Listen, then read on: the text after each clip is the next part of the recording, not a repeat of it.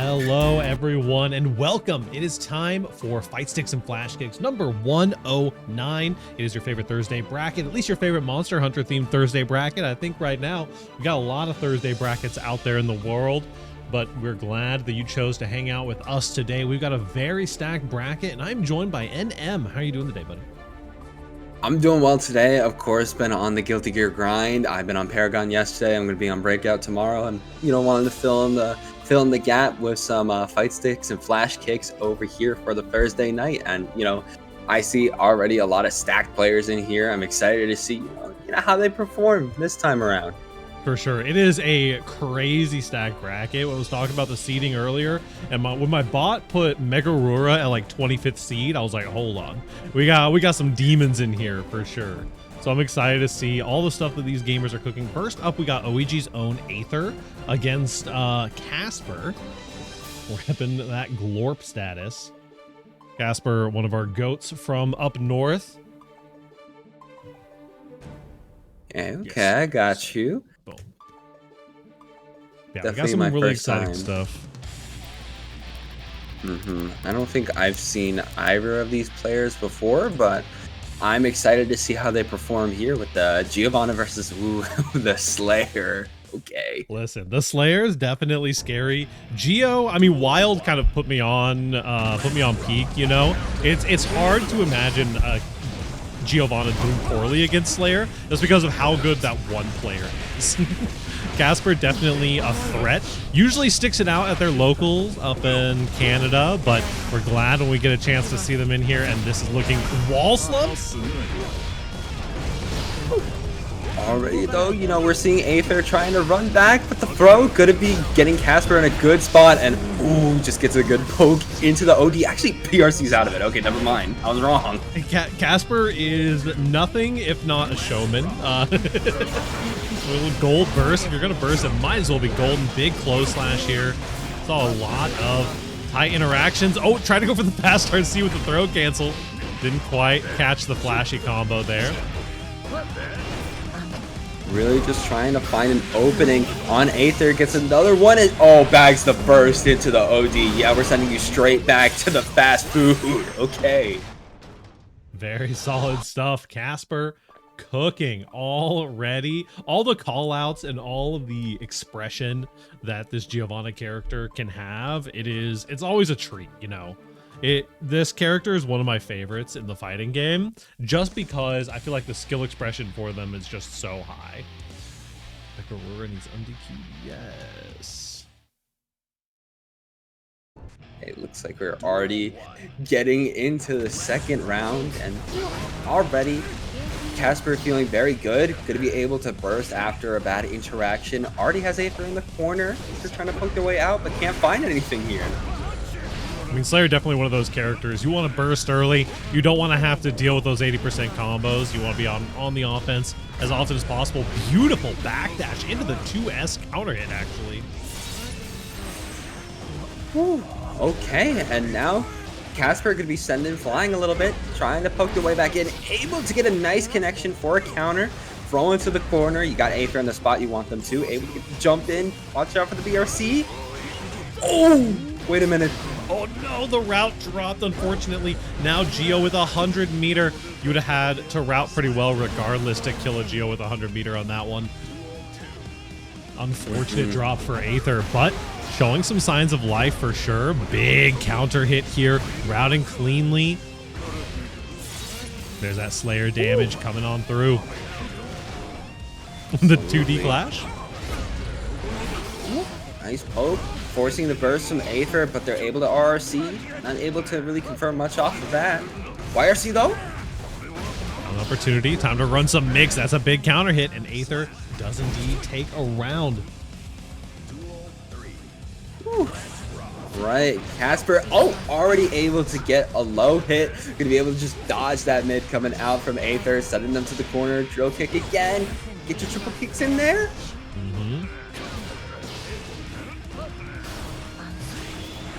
Too bad. We've got spins on spins. The fast PRC into the air throw, though. Beautiful stuff from Casper. What a call out. Tried to jump over the super, but the skies are not safe today. Not at all. With that, we're 2-0 right now. We're really up there for Casper yet again. And now it's, of course, up to Aether to kind of figure out if they're going to try to reverse sweep and how they're going to, because this Giovanna is just running circles around you, especially PRC out of their ODs in order to catch you, send throw after throw too. It's a tricky game. Absolutely. It's super scary, and Gio's one of those characters who has so much of that expression and not so much to do with their meter that they're not afraid to just use their meter on a burst bait or something like that, or a YRC bait for that matter. We've seen both of them already. The drill pressure right now, though, is definitely getting to you. No guard crush on that thing anymore, but this is so much damage. Little guts crush instead. And now we're already on set point. We get a little bit of a trade forcing the burst from Casper, but it looks like our punch is a little bit too far away. Going to be leading to Casper getting a really nice OD wall break. Looking solid for Casper. Burst coming out. Arrow D not going to connect. There it is. Nice, clean pickup once again. A 3-0 for Casper. Gonna be sending my teammate down to the bottom side of bracket, but not with nothing, that is for sure. Was definitely a battle. Next up, we're gonna be getting some chip action. We got SNKZ coming up against Gibby, one of our tournament organizer goats from up north as well. Of course, representing OMG and the payday bracket, so you got to give credit where credit is due. They're always organizing one of the bigger Saturday weeklies for Guilty Gear, and also they're just a really good chip player at that too. Absolutely. Am I seeing what I think I'm seeing? Don't tempt me like this. What? I'm pretty sure, and listen, if SNKZ is here, yeah, okay. I was like, my data is showing Giovanna here. I think that I've seen SNKZ play Testament before, but it didn't really do super well. I'm a huge Testament fan. It's a problem. It's fine. Gibby is going to be getting up here versus SNKZ. And then after this, we're going to be getting Squanto is going to be facing off against the winner between Mike Saftig and Double X, who I'm sure are having a knockdown drag out fight there.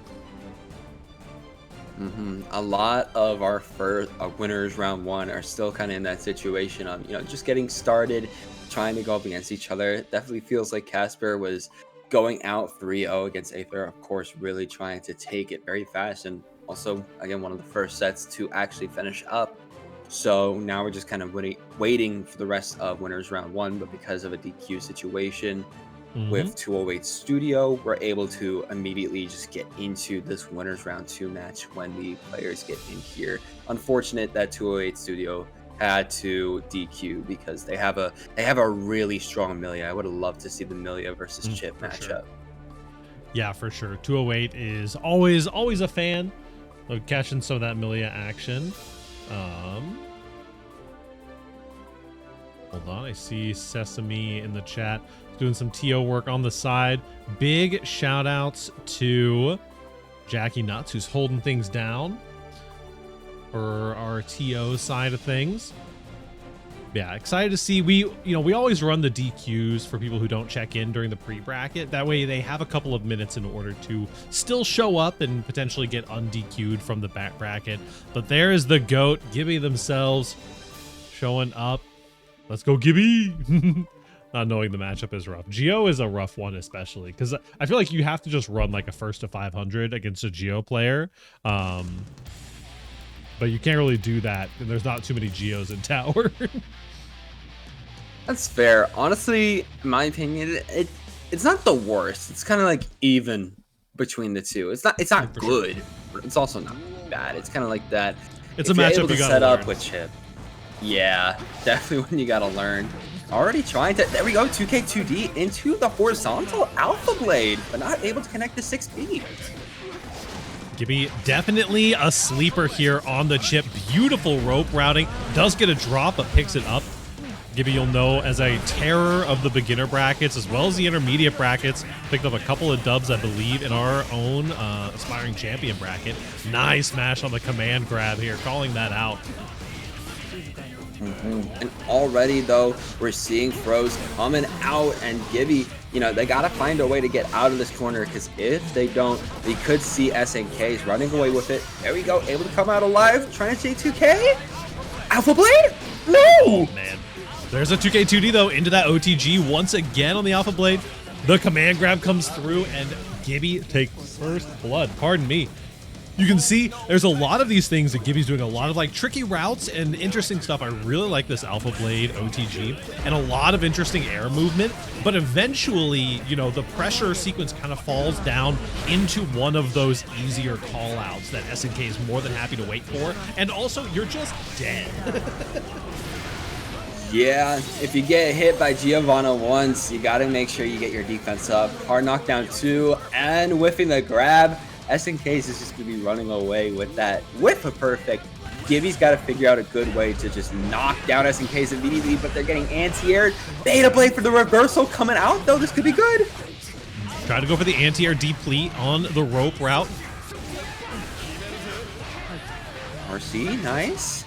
Oh, tap dust, not going to be able to connect off of there. Once again, here comes the lows. Got some crazy mix happening. The YRC coming in. You cannot get hit by anything here. Deflect still just trying to get out of the pressure. Going for the low, sending it on the overhead. Red RC taking it slow, but does find a little bit of a cross up. Trying to go with the tightrope. Able to just go back to JH. Needs 2 more good hits if they want something to happen. Able to get the Alpha Blade, and you need 1 more. Far Slash going to close it out. Gibby going to get their first game on the board. The rope into jump on the rope, into jump off the rope, into far slash for the punish there. That's just a mastery of Chip. That's just it. Gibby Chip gameplay. Gibby is definitely a very fast player and a very like belligerent Chip player for sure, but takes advantage of it well. Absolutely. There's a lot of practice there behind the belligerency we see from this Chip. Ooh, but now it's going to be a different story. You know, you were talking a little bit about that Testament before, and there it is. But this could be very good for SNKs, because I'm a Chip player myself, and the Testament matchup, yeah, it's not fun. It is not a fun one, but it looks like Gibby doesn't care. It's definitely one of those matchups that you get a lot more opportunity to interact. You get a lot more opportunity to throw out some of these bigger buttons in neutral. We see that 6P counter hit with the Saint State. The Chip also, though, on the flip side, you know, the whiff punish character in Guilty Strive. Absolutely. Root for Still the has to zoner find or a way your in there. bias. Listen, I will root for Testament over any of my friends. If my mom was playing against a Testament, I would root for the Testament. What? No, I would argue against that, but at the same time, if that was Chip, I'd be doing the exact same thing. Yeah. Here we go. Super through the wall, though, going to be securing that hard knockdown. We see the 5K and 2K definitely very vital for this matchup in general. There's a little bit of mix with the Arbiter side. It's one of those things in this matchup where you have to find those right preemptive buttons and catch the approach. And the Chips, as you kind of get up into those higher levels, will often try to whiff punish you, you know, whiff punishing the 2K or the 5K, or if you get greedy enough to throw out an even stronger button. What a beautiful 6P hitting on the cross up there. Ooh, and another 6P coming out this time from the Chip. Good to be able to make something happen, but already getting knocked down, and SNKs just keep teleporting in, trying to just put him into the corner. But can we find a good connection? No, we're getting JH'd into the Rekka RRC. Scary big counter hit. Has burst available. I think we're probably not going for a hero burst, though. Oh, the 6P just barely whipping. Gonna be getting that JD, gonna be able to keep Gibby alive. Already trying to tightrope, go past the crow, and now we're forcing the burst. Beautiful, the 6H cancel. Once again, we're getting some of that mix rolling. This time it's an overhead. We're at full screen with Stain State applied, trying to Alpha Blade from downtown. All the Alpha Blade gets caught. You can't be doing it too much horizontally or else you're going to get caught. Trying to Alpha Blade your way in with the PRC. Can't connect your 5K. Gotta be careful here.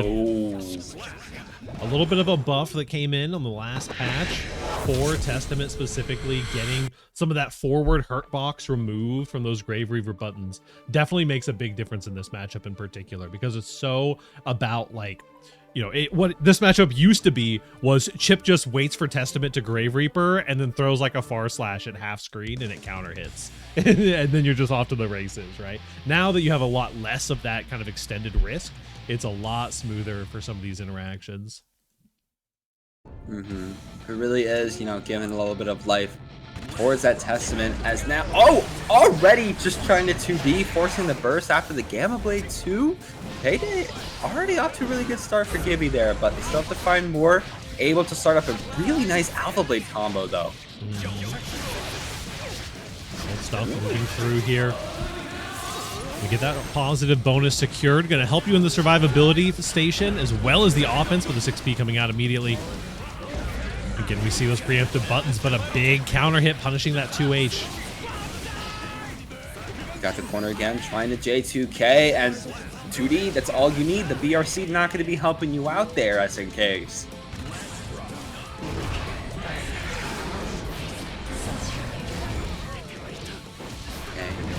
Okay, 2D once again starting to catch Gibby, not blocking that overhead. We'll see if that overhead arbiter starts coming out more often. The teleports and these overhead arbiters have been doing a lot of work for you. Getting the perfect 2. The Testament has been so good for SNK. Such a different story, especially with how Gibby wants to play. It feels like they get shut down a lot more, but hey, they're still able to get in with the tightrope, able to connect, and we're going for a lot of hit prefers. We got a combo set up. Try to go for another one. Just a bit of a trade though. We're fine. There's a 2H out of the corner from Testament there. RC after the Rekka. Alpha Blade 2. Oh, went for the Shuriken. There we go. 2S finally connects. Didn't quite get the full route. Going to get DP'd for your trouble. There's the reversal super PRC as well. Going to secure the kill. No scaling on that super. No scaling indeed. That's going to mean we have a 2-1 lead right now for SNKs. Definitely feeling a lot better once again on that Testament. And we got to find out if Gibby is going to have some answers to this Testament. Again, it's going to be a little bit different. You got somebody who's zoning you out a lot more, able to anti-air you and stack up the damage, but we just got to be a little bit more slippery.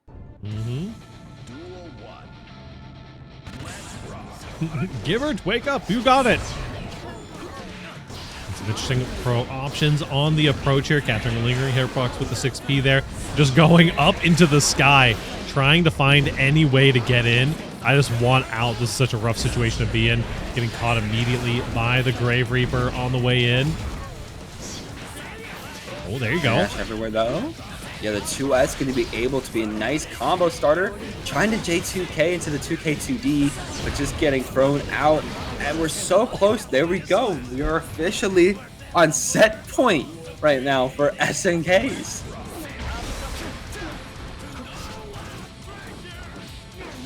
Trying to 5K. Gotta watch out for the teleport. You're not watching out for it.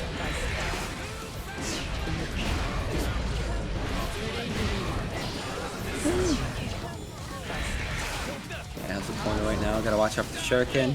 PRC able to catch the landing.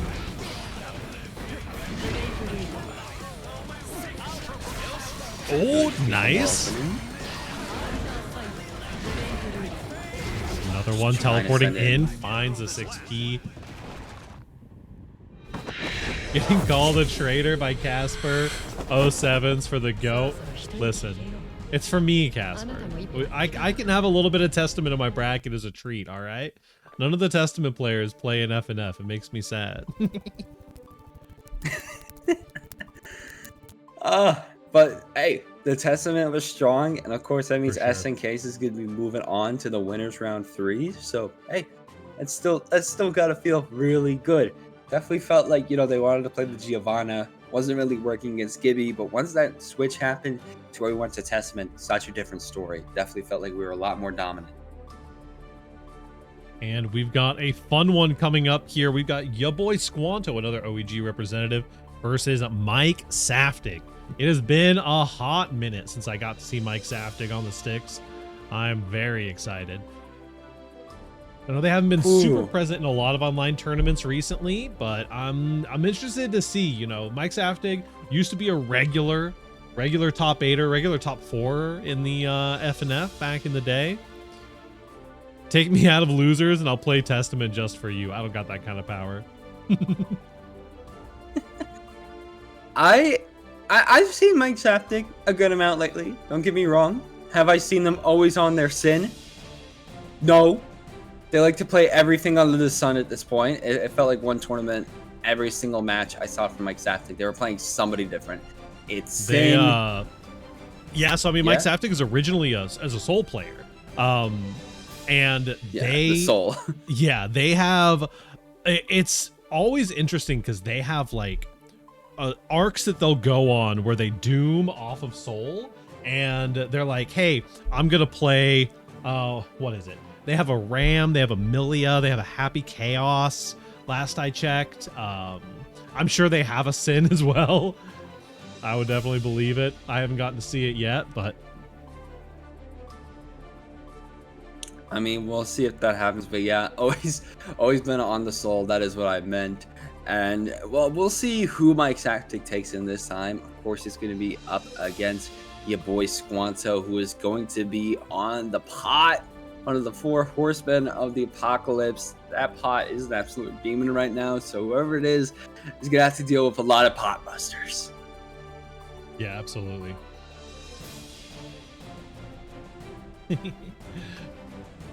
Perfect. Looks like TOs are handling everything on that end. I'm going to go ahead and shoot Mike Saftig a DM real quick just to make sure that they're on the way. Yeah, just be like, you know, get in here. Get in here. We're about to play your set for you. Sometimes you got pings off in the Discord. I completely understand. I do recommend keeping those roll pings on in the Discord if you're playing in the tournament, though. And also directly at pings as well. Just keep an eye out.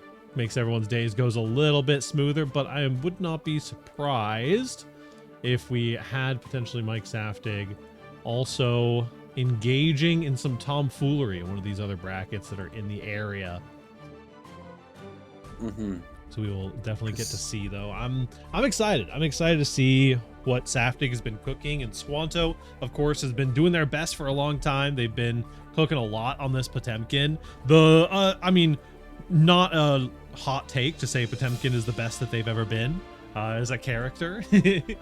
And, you know, Squanto's currently repping us in the Jeekly squad, who we are very excited. And they got to play a little bit on Tuesdays. If you want to check that out on the OEG channel. Also got some fun news. It looks like coming out of Evo Japan, I think during the Street Fighter set, they played a trailer for the fighting game anime that's going to be coming out, I think, next season, which is going to be a whole lot of fun. Is it the young ladies don't play fighting games? Yeah. Ooh, shoot. They played a trailer for that. Also, I think many people are looking at some of the leaks for Guilty Gear Strive right now. We're a leak friendly community here. Don't be posting that in the Discord, but if people want to see it, feel free to shoot them DMs with their consent. I know we've gone through a lot. I mean, every patch we go through leaks with Strive, right? But it's it's something where there are people who just really don't want to get spoiled, and they want to have that hype moment, especially stuff like at Evo and stuff like that. Wow, you're running FNF from the Unica booth at Evo. It's true. We should have flown out to Japan for FNF this year. You're so right. Yeah. But also, if we were in Japan, we wouldn't be. It would be Friday, so we wouldn't have FNF. Yeah, it's true. It would be a Friday because it's like Friday in the morning, maybe like about to be 10 a.m. for them over there. So yeah, definitely a different feel. But still, you know, we're already getting some announcements. I imagine we'll get more. There's already Andy Bogard gameplay that's leaking online because of this, so we'll see the reveal soon enough. Very exciting. But for right now, we've got your boy Squanto, who's been rocking the Potemkin, also has the Dizzy on the side. Today FNF Offline is hosted. I'm there. I'm ready for it. We'll get a big Airbnb when we eventually come up to Gommel or something. Nice. Oh, you're going to Gommel? But it's on my list for sure. Probably we're not going to much this year, but we're gonna be doing some more traveling next year, most definitely. Well, I might pull up to Gommel myself. Yeah, it's a good one. Please go to Gommel. Yeah. Listen, at this point, I just want to like travel to all of the regionals. Trying to find some interactions out of the corner here. I always have such a great time at Texas Showdown that I'm like, all right, I need to go to more regionals. The she was fucked because it's Canadian. True. Oh, here we go. Very far poke. Yeah, blue screen of death. Gonna be setting it all the way. Mike Zaptic has to find a way out. Just kind of huddling into the corner, getting poked. Oh, actually finds an anti-air for the BBL Potemkin there. Has to jump over the slide fall. Trying to jab in. There we go. Definitely scary. With those Fafnir loops, we're going into the super and get that hard knockdown. Plenty of damage here for this old bad guy. Reminiscent of the old days. Already trying to jump in again too. Just gets YRC'd out. Saw that your boy was trying to pull off a tap dust, but Mike Zaptic's calling it out and taking him down. If we do an FNF offline, we'll be able to ride off getting you out there, Jackie. Don't you worry. That's slick. Slide ball. Business expense. There we go. Clean routing here, going into the jump in as well. Running the mix. Squanto unshaken, but tries to go for the pop buster a little too early there. A little too early indeed, but still just trying to use Guru to impact in order to secure a guard crush. Tries to go for it again. Gets hit out of it though. PRC, we got you on the wall. Gonna be breaking the wall too. Your boy Squanto got to figure out a way to get out of this bad situation, as the blue screen of doom not going to be doing much for them. Yeah. It's one of those things that's very interesting. I think the RPS is so interesting with Potemkin on DP characters specifically. Now the DPs are throw immune, you know, you have a lot more kind of linear decision making in some of these. Like, okay, I know they're about to either hit me or hit me with a Potemkin buster. And so I pretty much just DP and kind of streamline some of those interactions. And so you got to be much more in depth with your like safe jabs and your safe jump situations. Who's sitting in a rickety shack in the Vermont woods? Yeah, probably. You gotta take all your directions offline. We don't even tell you the address. It's like a whole riddle sort of thing. To get to the F and F in the woods. Yeah, you don't want people to know about it. Here we go. Mike's after though, taking first blood here. Still holding on to that RFL tag on start.gg as well. RIP to the RFL homies. Hopefully salvation comes for you soon, but hey, you're still doing very well in this match. You know, missing that pot buster coming out from your boy Squanto. Now you got them into the corner. Just gotta find an opening, maybe an overhead as a crouch blocking. There we go. Oh, just got the start up there before the armor kicked in on that pot buster input. Saw it starting to get churned out here. Now, though, we got some Garudas. We got a pop buster and meter as well, I think. Oh, nice. Tried to bait something there. They might have been a misinput, churning a little bit too hard. Your old routes don't work here anymore, Mike Zaptic, but this is looking clean. I think we find a kill, especially with the super. Oh, yeah, absolutely. Look at your boy Squanto flying. That is going to be Mike Zaptic taking that round. Again, feeling very strong. Already be able to get a strong opening against your boy Squanto. Got them stuck into the corner. You got to find a way out. Squanto definitely struggling in some of these corner pressure situations. Also, Swansesame, thank you for the follow, homie. Good, the neutral. Mike Zaptic so aware of the range they need to be playing at here. There's a PRC forward, tried to go for a 6P, but it wasn't enough. The PRC back going to save you. and the HVV instant wall stick gonna get you the kill there. That's going to be a really good win again for Mike Saftig, as they're up 2-0 right now. And your boy Squanto, they had a really nice start, but it come crashing down hard as Mike Saftig has been kind of more aware of what your boy Squanto is trying to do. So now it's just a matter of can we stop what Mike Saftig is doing? Can we stop a lot of these approaches, these hits, these combos coming out, or are we going to be able to stay alive?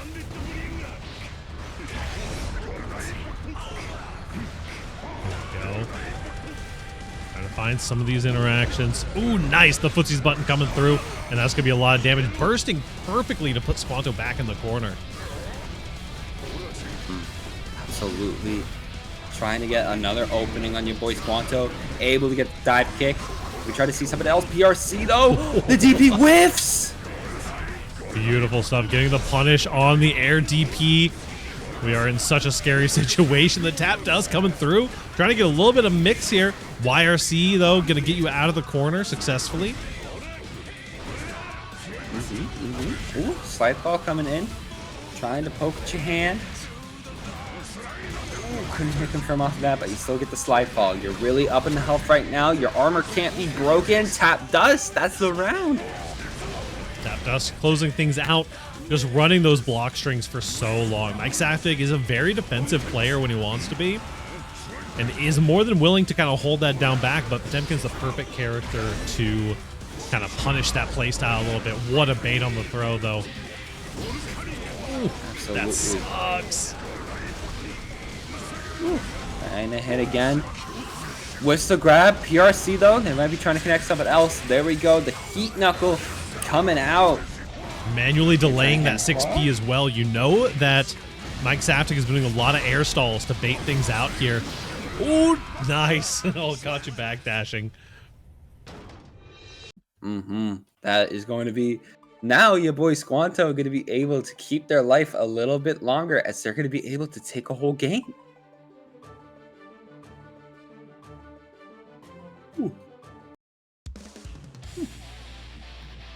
Definitely exciting stuff. We always love seeing the Potemkin cook. It might be the demon of the patch for sure, but there's just something about Potemkin players. I just love them so much.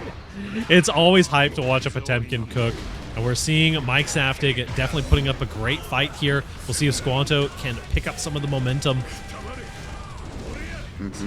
Trying to butt slam in, just stopping your dash right now. Breaking, putting Mike Saftig into the corner, but they're just able to insta-air dash their way out, send you back to the corner yourself. Not on defense, but just getting hit after hit. Yeah, 2K2D, super coming out too. Your boy Squanto not breathing too well right now. Mike Saftig trying to take it away from them. Oh, beautiful jump cancel there as well. Why are seeing on the JH? Going to be getting you punished out here with Mike Saftig on match point. Match point indeed. Going to be able to get another anti-air, as Mike Saftig is going to be rushing into the corner. Can we get a good hit? Gets a good jab. Going to be able to keep the Oki alive too. Trying to get another good jab. Probably not going to work this time, but hey, the jump in does. PRC off of the gun flame. Interesting options here. The 5K trying to catch the approach. Finds another jump in here. The air stalls. Mike Saftig has always been an aerial-based soul bad guy. And trying to hammer fall their way in. Through to impact. Trying to use the tap dust to break the defense too. But none of these defense breakers are going to be able to work against Mike Saftig, because they're going to be bringing it all the way to the other side, and a really nice air combo. Yeah, beautiful wall-to-wall air combo here. The 6P getting beaten out by the air DP. Nicely done for Mike Saftig, going up 3-1 here against Squanto. Very good win. Gonna be very good win for Mike Saftig, and of course they're gonna be moving on to face whoever wins between Hack Fraud Wizard and Simply Rift, who is also part of EOG, the latter one. So that's going to be a pretty good match to see who Mike Saftig is going to win from that. But in terms of our stream next up, it looks like we got Gay Sex Legend versus Screws. It is Johto themselves. We got a lot of Canada representation here for the bracket today. Very exciting. Johto has been just on an absolute tear. I think the last, like, I want to say the last, like, 2 months, Johto just kind of came up and just started really grinding and hit some specific kind of improvement milestones, and has just been tearing people apart in these online brackets ever since. It has been going super well for them, so I'm excited to see what we're cooking with the Leo. all right, Johto, listen here. We've got a scoreboard updated here. Up against Screws, whose name I know, but their actual character is escaping me right now. So we'll get to see. Do see some Sin Kisuke as well. We're going to be having Kaneda versus Gojira Juice coming up next after this as well. Mike's hapting just AFK on the stand. Hold on. Mike, get off the stand. You get that thing off the road, bro. We gotta play the other games, Mike. We gotta be moving on. Michael Safton, get off the stand. Here we go. We can Canada versus Texas. It's funny considering OEG demographics. Very true. Now GGST Legend is trying to message in the lobby for Mike Saptic to get off of the stand. Ooh. Get our team swapped up here. I think we might have to accommodate the Mike Saptic here a little bit. We can move up to the we'll go up to the second floor here. Okay, yeah. We'll get a spectate up here. Lordy. All of North America can be filtered into Texas or Canada, pretty much, I think. I think that's really all that's all we got going on here. I gotcha. Playing Connect 4 against friends right now. Not at all. What the fuck? Hey, listen, Jackie, it's fine. It's fine. Mexico, Razor. Mexico is part of Texas.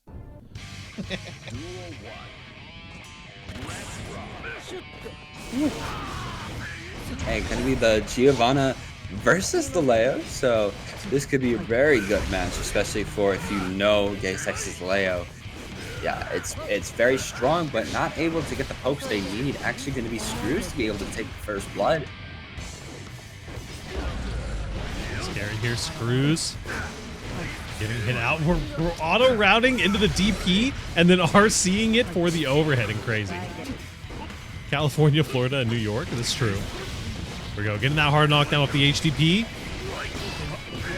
And for the overhead in the back turn stance. Ooh, sneaky mix there into the back turn dust. Gonna be securing this kill off of the counter into super. Very good start already for GGST Legend. Still though getting poked with the 2K coming out from Screws, trying to put it into the corner, but the grab is going to whiff, allowing a perfect DP moment, especially because we got back turn stance. Don't have it anymore, but we're still able to just sweep it out a little bit. Nice blocks there on the double overhead. Stealing the corner this time. Just keep sending those lows. Says, listen, you cannot guess here. You have to react. You have to figure it out. This time we're going for low. Into the tap dust. Forcing the burst out.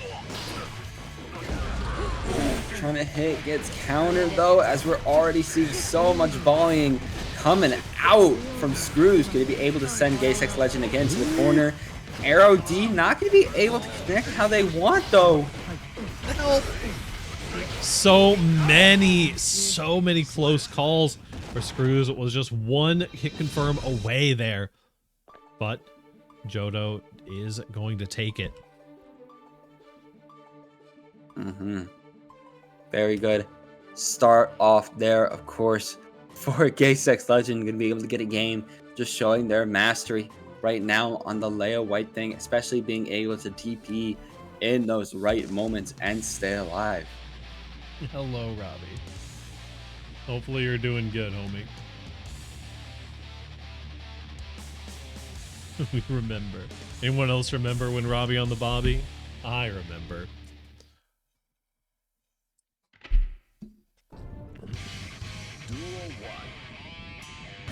Okay.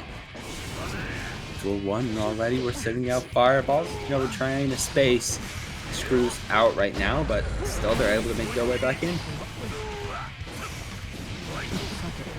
There we go. Nice. Calls out the IBFD, getting the dash through anyway. Okay, gets another fireball. Really trying to keep Leo back right now. Wait a minute though. Going to be able to hit into the back turn stance. Down, up. Going to be able to secure a wall break. And gets it. Nicely done. Definitely picking up some momentum here for the Leo. Going to be very important to shut down some of those mind games and strike throw. See if we can find some of those run-up DP moments, though. Lots of good defensive options coming in for the Geo, though. Trying to send in the fireball yet again. Geo's trying to dash back, but still going to be able to get called out right now. GGST Legends got you in the corner. Yet again, trying to get some good back turn hits. Going to be able to get some. Oh, going for the raw OD? We're just sending stuff here. Red RC again off of the DP, finds the low afterwards. That mix is a little bit devious here. Ooh, ooh, ooh. Okay, that's gonna be really good coming out from Screws. Gonna be able to, you know, give them a little bit more life. Trying to make their way against GGST Legend. There we go. Gonna be able to pull off the OD. Not gonna be enough though.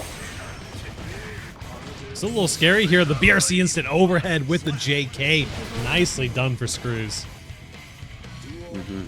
Nicely done indeed. They're starting to feel the blood and trying to make a comeback right now against GGST Legend. Though they're going to be trying to pick. Gotta watch out again for the Wild Assault though, as we're seeing GGST Legend coming in with that. Always trying to open up the defense with the back turn. DP2. He still got burst. Too bad. Always rounding into that hard knockdown, trying to get that free mix up. The mess on the meaty. Catches the backdash RC'd anyway, though. You actually had the kill there, unfortunately. But it was just so unlikely to hit. There's a DP. We don't be 6P in the Geo drill. We're DPing it instead. We got some meter to work with here. Of course, we're sending it on the DP into the overhead. Nice defense, but it might not be enough. You gotta find something. Help. Help. Very good stuff from GGST Legend.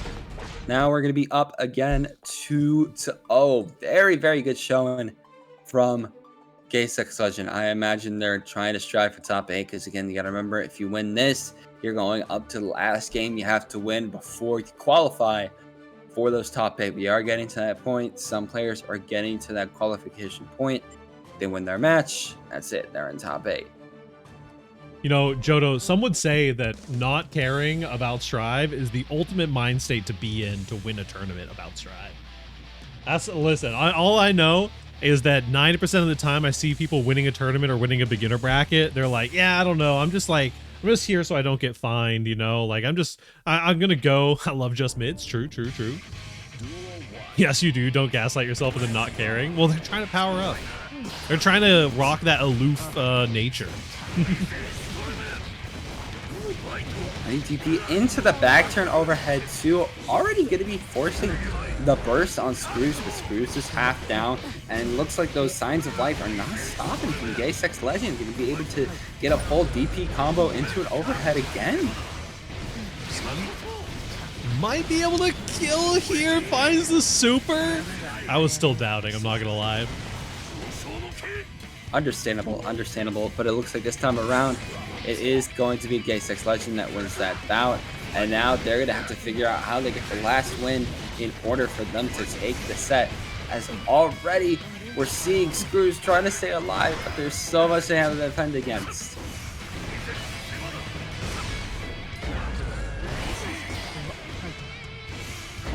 Low / pressure, finding the counter hit on the 2S, but no confirm. Listen, I'm here to run some more pressure. We got some Yakuza to get to. Now finding the mix. I don't know. I think that those Yakuza skills are transferring over to Strive just fine for you. That's a 3-0 for Johto. Ooh, that's gotta feel very good for Johto. Gonna be able to see GGST Legend, of course, take that 3-0 win. They're gonna be moving on in the bracket now to the winners finals. No, actually, the winners. Yes, the winners finals. I'm right. GGST Legend is going to be moving on, and we're actually about to watch right now to see who their competition is going to be between Canada and Gojira Goose. Yeah. Gojira Juice Goose. What have you. Yeah, definitely excited to see Kaneda, another one of OEG's goats here, rocking the Sin Kisuke. Oh, Canada. More Canadian representation. Big shout outs to Just Mids. That's my local, baby. That's my local from entirely across, almost as far away as I could possibly be from Just Mids, but that's still my local. Where are you currently right now compared to where the local is? Just Mids is in Canada and I'm in Texas. Oh, yeah. Yeah. You could be farther. That's all right. That's still my local, though. I hope they accept me. LeBron, Still your local, even though you're as far away as you can be. But still, you know, still in the U.S. You still got some room.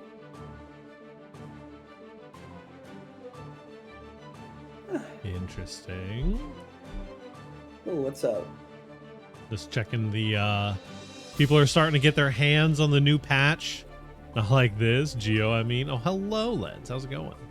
Drac lost to Eno. Oh, to Geo. I see. I swore at the start of this bracket that I was not going to seed Kid Dracula into any Happy Chaos players. I did my job. If Kid Drac somehow managed to spawn a Happy Chaos player in on their side of the bracket, then I don't know. Can you see me into legit every pot next time? I'm not kidding. I'll see what I can do. Unico's literally made for me. She's literally me. Okay. I'm afraid to ask where that comparison's coming from. I hate to break it to you. You're taller than me. And Unica's like a little thing. Yeah, Unica is pretty tiny, if I'd have to say so myself. I mean, she's still like, don't get me wrong, she could be an interesting character. How do you feel like she would even play when she gets into Strive? Apparently people are hands-on with the character right now. I'm starting to see some phone pictures at Evo Japan, so pretty exciting stuff. She's 5-star ease of use. Yeah. My dream is to be a short woman in my next life. And she did get leaked as well. That is true. Okay. I believe you. Listen, live your best life. Honestly, why wait? Jackie's got a great point. Why wait for your next life? Just make your next life your current life. Make it now. I do believe. Wait, no spoilers. Yeah. No spoilers. Well, the character is, I believe people are hands-on with the character now, as of about 45 minutes ago. The stations at Evo Japan are out, so people, I'm sure, are going crazy with the information. Okay, we're going to be definitely seeing a lot of information soon about, of course, Utica. Also, of course, there will be some information about Andy Bogard. Just gonna shout that out again already. Okay, Pot Buster.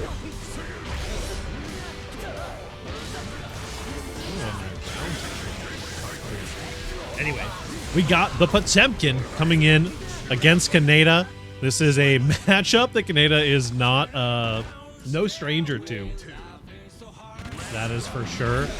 We'll get to see some of that anti-Potemkin tech. I know they just had to play against Neda on Tuesday with 3-5 against Nubenhammer's Potemkin for the Geekly League. Okay. So there's, you know, a little bit of motivation to try to make your way back in. Ooh, RTL coming out?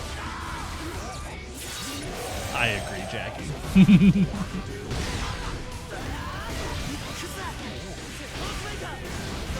Nice. Routing, spending that stamina bar here. Going all out with the super as well. Looping those resources, getting that positive bonus going. I love the FD break there. Canada already off to a good start. I got introduced to how to pronounce it yesterday over on Paragon. You know, I got a tight grip on it now. But, ooh, Canada getting hit. Gruda impact coming out too. Jetpack, try to use the cold shoulder. BRC. This area in the corner. You know, sometimes Potemkin just gets one of those rounds. Had the meter to make it happen. The DP's coming out here, though. You have an opportunity. You've got a chip and a chair, a pixel and a dream. We're going for the wall break to get that positive bonus. Woo. Okay. Canada's got to watch out. Actually, not going to connect. Butt slam, not going to be able to get Canada out either. So they're going to get a little bit of a knockdown. Going to be able to catch the backdash too. Can we see the comeback with just 1 HP? Going to get another hit. They're both even right now. Can we go the full distance? Now even. The stamina's coming back. Hits through the armor. The damage still goes through. Canada takes game number 1 with a beautiful comeback on a single HP. Whew. Okay. Canada going to be able to take that again. So down and out in terms of health. That just shows you, even when it's about to be over, it's never over. It's never over. Beautiful stuff here. We will get to see how the Potemkin adapts.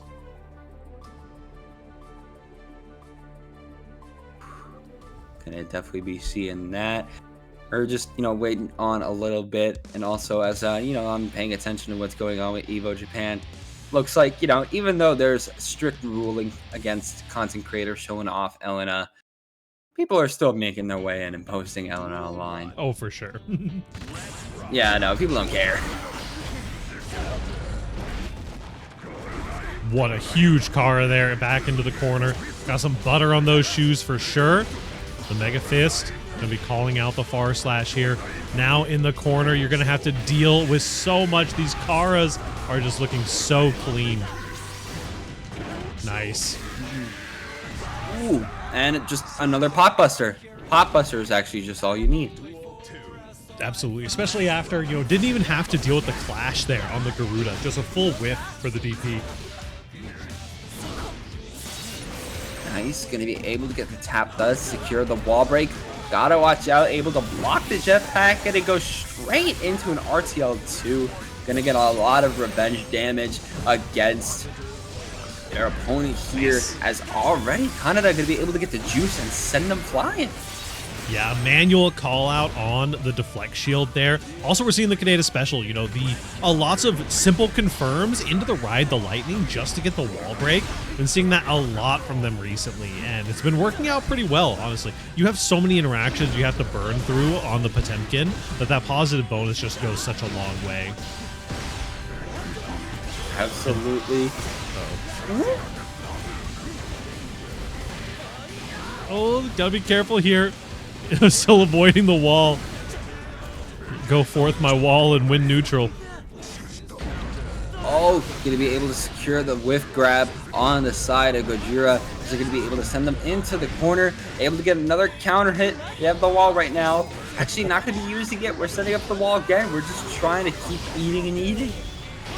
Oh no, the DP actually beating out the super there. Nicely done. This Canada takes game number 2 as well, looking solid here. The double eat wall slump is devious for sure. Absolutely. And of course, Canada going to be up 2-0 right now. It's kind of crazy, Gojira, to be saying that when you lose. But hey, you know, whatever you feel. Whatever you feel, you know? For sure. Ooh. Okay. Oh, wait a minute. No more pot. Listen, my replay has not been working. I haven't had a chance to test it out yet. We'll see if we can catch a replay on this one for a tester. Nah, time out. We've got... Listen, swap one big body for another one. The Nagoriyuki. He did double eat, yeah. Move Stomp 2. Gonna try to make their way in. Still though getting slashed out by Gojira as Gojira cannot find a way out of here. Move Stomp 2 RRC sending you flying with the dust. Ooh. Too bad here. Regaining a little bit of that HP, but a lot of that blood, more importantly. The far slash connects here. Plenty of meter to make something happen. Nicely done for Kaneda. Whew. And now Kaneda going to be able to be on set point unless we see something coming out from Gojira already getting the Beyblade blades. There you go. That's a tongue twister. Say that 5 times fast. Oh no, PRC'd, had to pop anyway. We'll see if we can get the proper routing here. I don't think quite has the TOD, but you are definitely hurting for this one. Oh, again, with a manual call out. All right, let's see if my replay function is going to work out here. The video saved. It should be updated. There we go. We do actually have, this is not the correct video though, is the thing. I think that my script is only, oh no, there it goes. Okay, it did go far enough. My script has been acting very strangely recently, and so it's just been, I think, only taking the first replay that I select out of the night, and then not letting me overwrite that replay ever. That is insane. Do you know why it's acting like that? I don't. I honestly haven't had a chance to look at it. I picked up Claire Obscure recently, so my life has been kind of busy, you know? Game is incredible, though. We got 3-0 for Kaneda, and we actually have a little bit of a wait here because we have 4 hops queued up for our next game, but due to some delays earlier on the bracket, it looks like Bandito and Megarura are currently duking it out to see who takes the spot for our next stream match here. So give me 1 second.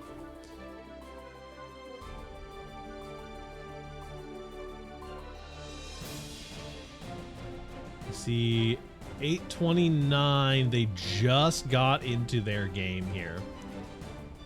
So what we're going to do is we're going to call a little on-the-fly play here.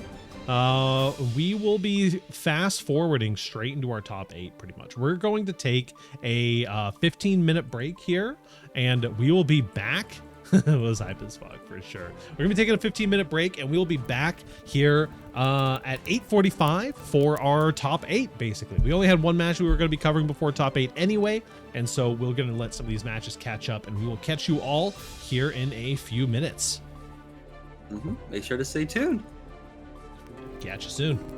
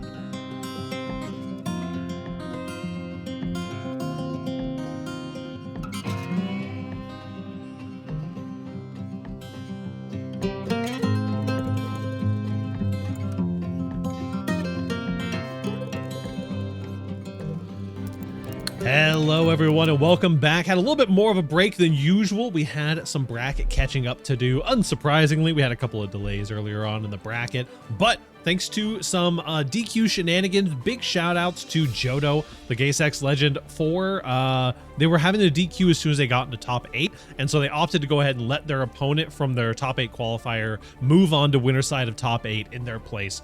Great stuff, and that is indeed Kaneda going to be making it into the winner side of top 8. I am joined, of course, by NM. How you doing, buddy? Doing well. You know, we're just kind of chopping it up a little bit while we were on the break. You know, Evo Japan's going on right now, and of course, got to stay clear of the Unica leaks because we both saw it, and there are even leaks for what happens in the anime. The anime's got to catch up to these leaks now. Yeah. Woo. It is definitely wild out there. If you are an anti-leak person, definitely keep yourself safe out there. But there's some exciting stuff for sure. Looks like Megarura made it into the top 8. Beautiful stuff. Toto, how could you deny me this? But yeah, we've got Yokai Joe Brownie, OEG's own Kaneda, Hack Fraud Wizard, and Megarura. Repping Sweet, I believe, still. If I remember correctly. Get my title updated here. Because there's one thing about me, it's I never forget to update my title during the break. And our players are here. Beautiful stuff. Ooh, okay. We're getting straight into it. Of course, Joe Brownie versus Kaneda are going to be seeing the Jacko versus the Sin, respectively. I'm pretty sure they both fought each other, if my memory serves me correctly, yesterday in Paragon when I was over there. So it's gonna be a similar situation over here with these two. Pretty likely. These two definitely online bracket demons. You see them cooking it up in those top 8s and those pre-top 8s pretty frequently. I'm interested to see. Joe Brownie can just be so oppressive sometimes in their kind of the way that they navigate the neutral is so adaptable on the Jacko, which is one of my favorite things about the character. They can really change up to call out a specific path that you take to engage. You're seeing both of them going to be sending in the minions. That's really how Joe Brownie loves to play their Jacko. Send in a lot of minions, allow them to pincer, allow them to catch some off angles, and you're going to be sitting pretty, but kind of going to be able to anti-air a little bit, trying to stay clear once again of the minions, but they keep getting juggled.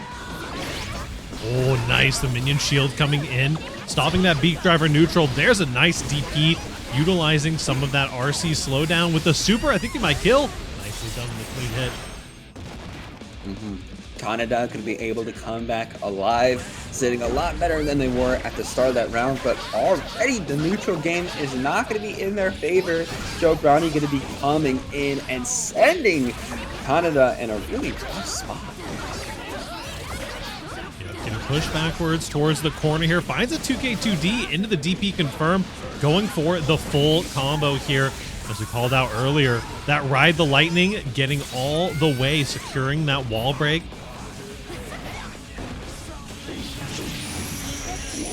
Okay, gonna be seeing the OD, but it's actually getting Faultless defended as we're seeing Kaneda making their way back in here. Wild Assault, we got the corner right now, trying to find Hoof Stomp into the RRC is going to be working numbers. Another stomp, get another hit, and we bag the burst. That's it. That is actually insane. Actually, safe jab burst baited with the close slash there. That is not something that you see very often. That's why, I mean, this is old advice from Lord Knight. Just hold back. At all times, just hold back. No matter what you're doing, if you're in the middle of a combo, if you're, you know, whatever it is, if you're on wake up or whatever, just hold back, and sometimes you'll get a tricky little number like that when your close slash option selects into a burst bait. Absolutely. And of course, right now, we're going to see if Joe Brownie is going to be able to make their way back. I was mentioning before how they really like to set up some set play with their minions, but Kaneda going to be always able to kind of make their way out of it. Going to be able to try to sweep it here too, try to look for an elk hunt, but the minions are starting to come in clutch. Bad. Finds a good jump in here. You definitely want to be bursting out. Do not want to let Jacko spend any time. Hey, Chovy Salts. Thank you for the raid. Chovy Salts all about that fighting game life. They're diving deep into Under Night in Birth 2 with their plenty of Danison action and even some Grand Blue sprinkled in. They've been not throwing hands. They're probably working on some digital art or getting lost in a role-playing adventure. Also, big shout-outs for Chovy helping us out with the uni bracket for Pride FGC coming up in a couple of months. A huge super coming in. Shout-outs to Chovy and y'all's whole community. Hope you guys had a great night. Finally, it's accurate. Okay, that is a really good command you got there. A little copy pasta. Let's show the love. We're getting to the 30s, and oh, wait a minute. Joe Brownie's kind of been cooking. Able to get the OD in the corner. That's a lot of damage, and it secures the wall break too. Wait a minute. Oh, that's a big hit. Counter. Immediately, we are super dead. Go through the wall as well. That's all you needed to kind of make a tiny bit of a comeback. Keep yourself alive here. But now, Canada trying to slowly make their way in with the minions still having their way. That close slash on the opposite side, punishing that DP, getting huge damage because of it. This is going to be really nice. I don't think we're close enough to break the wall here, which is going to be really nice for you, honestly. Wanting to keep that wall, plenty of opportunity to get those minions rolling, but a throw is going to give you the Oki that you're looking for. Dust opening things up on the overhead. Being sent back a little bit from that burst. Able to jab our way to secure the Tyrant Barrel into, actually, no, not going to be able to secure that wall break. And they're getting anti-aired off of the jump in. You're alive, even with the charged dust. You got a pixel in a dream, a chip in a chair, but just a little 5K. It's going to be enough to take you out there. Yeah, definitely not what you wanted to see. Going to be, taking it up. Going to be now one apiece between these two. As Canada, they were doing very good, but as you saw in the end there, they weren't able to make everything connect that they wanted to. They were able to get hit in the anti-air after trying to secure the Tyrant Barrel. Might have just messed up a little bit, but still, they're going to have to figure out an answer to a lot of these problems. Yeah, absolutely. It'll be interesting to see how these two players kind of play around each other here. Joe Brownie is an adaptation gamer for sure. Using all those tools in Jacko's toolkits. There's some full screen anti-air. I love the cancel. One of the things that Sin really has in this matchup are those cancel follow-ups. If you can get a beat driver into the follow-up, you now turn your neutral tool into a gap closer at full screen, which is really, really nice. And there we go. Going to be sending flying, already trying to set up our minions yet again, but it's just a matter of if we're going to be able to chip out. There we go. We're not going to be allowing our opponent to breathe for much longer. Yeah, tried to get that 5K snuck in there in order to clear some of the minions, but the way that they were staggered and the heights that they were at, the lower minion took the hit while the upper minion still got some damage in edgewise. Just running away here, playing a little bit of that Jacko Zoner game, but now Sin Kisuke is in. There's nothing you can do about it.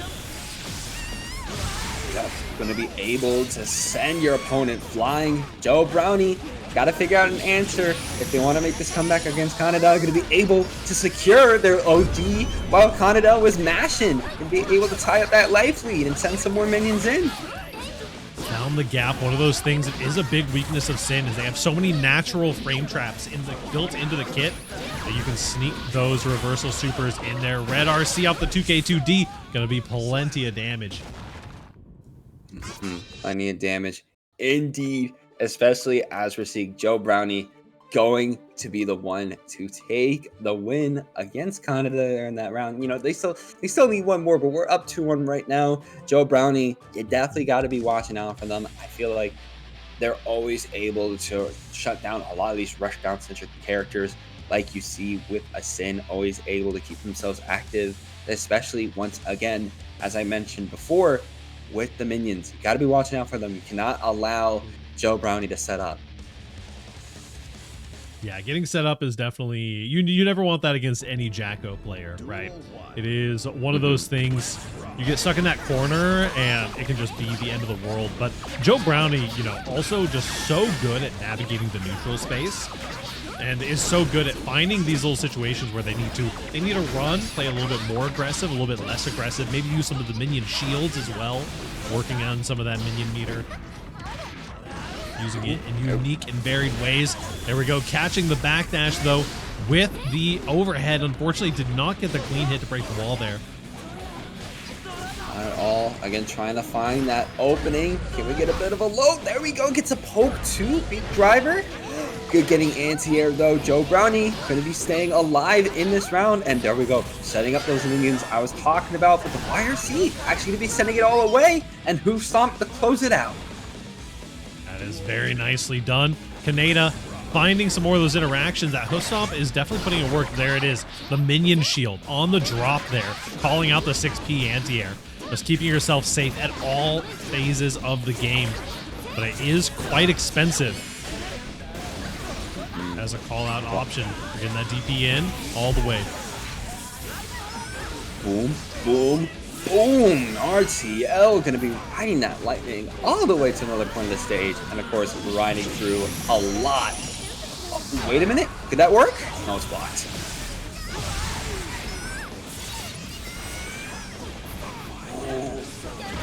Doing a hard knockdown.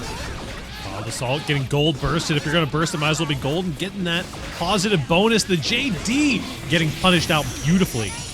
But one of those things, you feel like you're comfortable. You're at a good spacing where your JD is probably not going to get punished, but the minion is there and ready to punish you at every step of the way. And now going to be on set point for Joe Brownie. They're able to clutch this out. They're going to be taking the win against Kaneda. Already going to be juggling Kaneda fluently with these minions. But hey, there we go. Big driver. Elcon going to get the Hoof Stomp for the overhead. Going to open up Joe Brownie again. We got him in the corner. Can we stop them from escaping? Beautiful stuff. Charge Dust trying to maximize that damage here.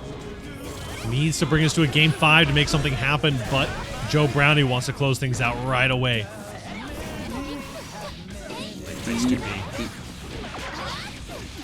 There we go. Nice backdash in order to mix it up against Kaneda. We got 2 of our minions on board too. We just got to break through this defense right now. Throw going to be teched. Oh! That should most certainly be it. A clean route from Joe Brownie. You got to shout out. Not letting it fall due to poor routing. That is most definitely true. Joe Brownie going up 3-1 for our match here. Whew, really good coming out there from Joe Brownie, especially backdashing when they knew the Hawkbaker was going to be coming out from Kaneda. Going to be sending Kaneda over to the losers bracket. They're going to be going down, seeing who their opponent is going to be next. But of course, we got to find out who Joe Brownie's opponent is going to be next, because next up we're going to have Megarura versus Hack Fraud Wizard, which I know Megarura is on that Biken. So we are going to be seeing a Biken. Megarura on the Biken. Hack Fraud, I believe, is still on the Oscar. They were, at least the last time I checked in, which to be fair was a little bit ago. We can go ahead, and now that we're in the top 8, we can check out their versus screen here. See some of their most recent performances here. Looks like 17th at Slashback coming in for Hack Fraud Wizard. Most recently a 9th at TNS here for Megarura as well. Also see, looks like Tavern Brawl, probably a local there coming in, and also 5th at Extras. 26-person bracket, but I know that bracket is usually pretty stacked. Both these players have been making some beautiful runs through. I see that blue aura here from Megarura. Hackulent, fraudulent, vigilanter. Yeah, exactly. Whew. Yeah, no. Megarura already in here. I do remember watching the run for Extras over at Miss Charlotte Special. That's right. Hack Fraud Wizard's the one that always fucking baits me, because my brain autofills them with someone else. I forget who it is that my brain autofills them with, but I always forget that they are actually on Biken. Thank you. Oh, I appreciate the Big House 11 winner, Hack Fraud. Yeah, there you go. Hey, listen, also Tavern Brawl 13 winner. We can see our top 8 here as it is shaking out as well. Let's see if I can get my bracket updated before they start their match. Boom.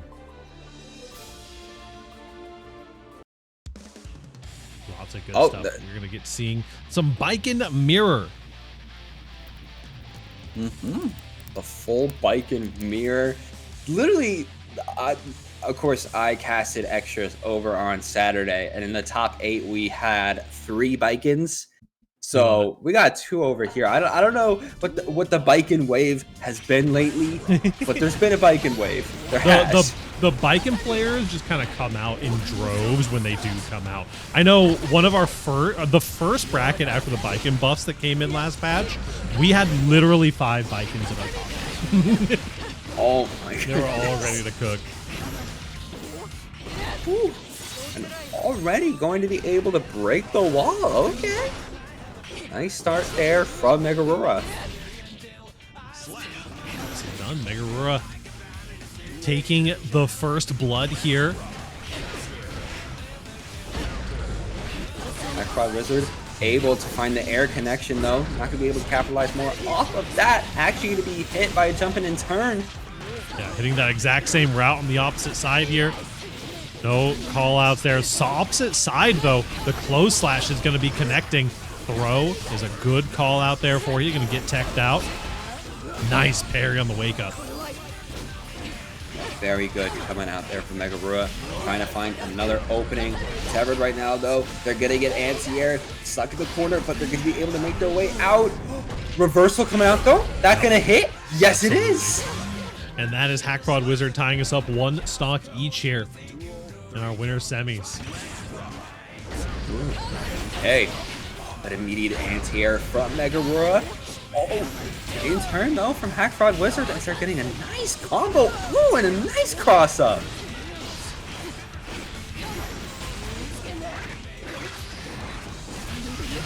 Okay. Coming out, RRC. Burst coming out in turn from Megarura. Oh, wow. The JH side swap and then actually catches on the close slash.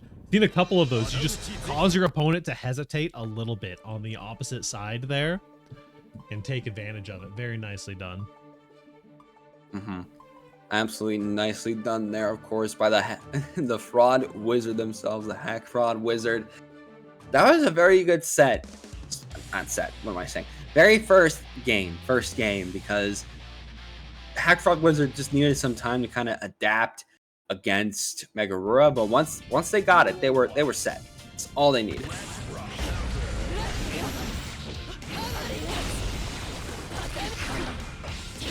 Go, got the Escabari, tether applied, straight route into the super. Clean and begin that positive bonus. Safe jump city for Biken as well. Especially trying to run in again. Megarura though, trying to make their way in. They're getting tethered right now though. Ooh, tethered again. RRC, Hack Fraud Wizard. Gonna be taking that. Yeah, Hack Fraud Wizard definitely showing that they are ready to rumble here.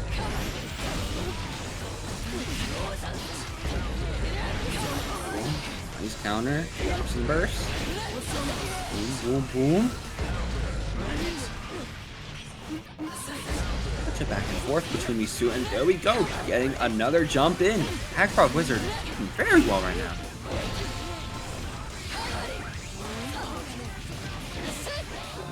Tether. Megarura's coming back. We got the wall. Yeah, just secure the hard knockdown here. Nice.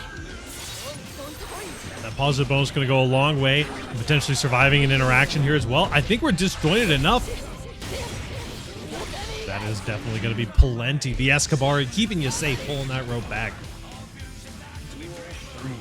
Just a little too short for you to be able to make that connection, and already Megarura just running in, trying to take full advantage. But you're going for the 2K2D right now, trying to get another good hit. Gotta be careful. That's a big far slash connection, that 9-framer, putting in some work. The land, the fake meaty into the TKO Zonson, potentially baiting out a throw. Age can be counted out. 8, 9, running again. We got the tether online right now. This is such a funny series of interactions of who can do the faker safe jump first. And they both keep calling each other out for fake safe jumps, but half of them are still getting through. There's a parry, though, on the block string and finds a landing frame there. Hello, Yinghua. Oh, This very Hakrod nice. Wizard taking game number 2. Battle of the fake jumps. There you go. Yinghua in there, which means I'm guessing that I'm just gonna reload it. The If I streets see are saying one thing- that Kensei is in top 8 because Yinghua's in chat. No, I'm just gonna fact check that real quick. I'm just gonna fact check that. They have to fight Kid Dracula first. Oh my god. They still have their set. Been loving whoever Facebook wins Marketplace. that. Okay, okay. That's good. That's good. They always got good stuff on there. Oh, I forgot. I wanted to follow up on it, like a PS4 Pro I saw on there for like $80. Counter Totally hit. forgot about that. Nice. TKO Zonson Hakrod Wizard is definitely cooking some spells, but the spells are all swords. Indeed. Both of them trying to use the mat. Oh, Megarura trying to go for the jump in, but it looks like Hakrod Wizard was ready for it as they're now going to be on set point. Yeah. Looking clean going into set point here. Potential 3-0 scenario against Megarura. Let's go, James. By the way, James is Hakrod Wizard. I can use his first name because we're tight like that. Yeah, I know top players, but it's not a big deal. There we go. Oh, nice fast RC. Okay, there we go. RC. Tried to get a hit again. Boom, boom. Gets the mat. And some more of these knowledge checks. Fast RC coming off of the TKO Zonson, and that's going to be plenty of damage. Absolutely. And yeah, Hakrod Wizard going to be the one to move on to winners finals to face off against Joe Brownie when that set happens. So, hey, we already got some stuff locked in, but I imagine next, we want to pay some attention to our losers brackets, see what's going on down there. What I imagine. Absolutely. We've got SNKZ versus Casper. Casper says these hoes ain't loyal and needs to prove that loyalty has its own benefits in the match against the fellow Geo player. And then we've got 4 hops, and the winner between Kid Drac and Kensei are going to be after that. So we're going to get to see some good stuff regardless. SNKZ versus Casper. It is really nice that Casper has made it up to the top 8. They did lose winners rounds 2 against Wait, I'm not. Leahi. No, it took me a second. Yeah, But Leahi's a hard one. A really, really strong Ram. Actually was on an incredible run last week in FNF. Was nearly took the whole bracket, I believe. And it was just on, it was playing out of their mind last week and was doing super, super good. But fortunately didn't quite clutch it out. But a very, very strong competitor nonetheless. We got some Reggie Ice here.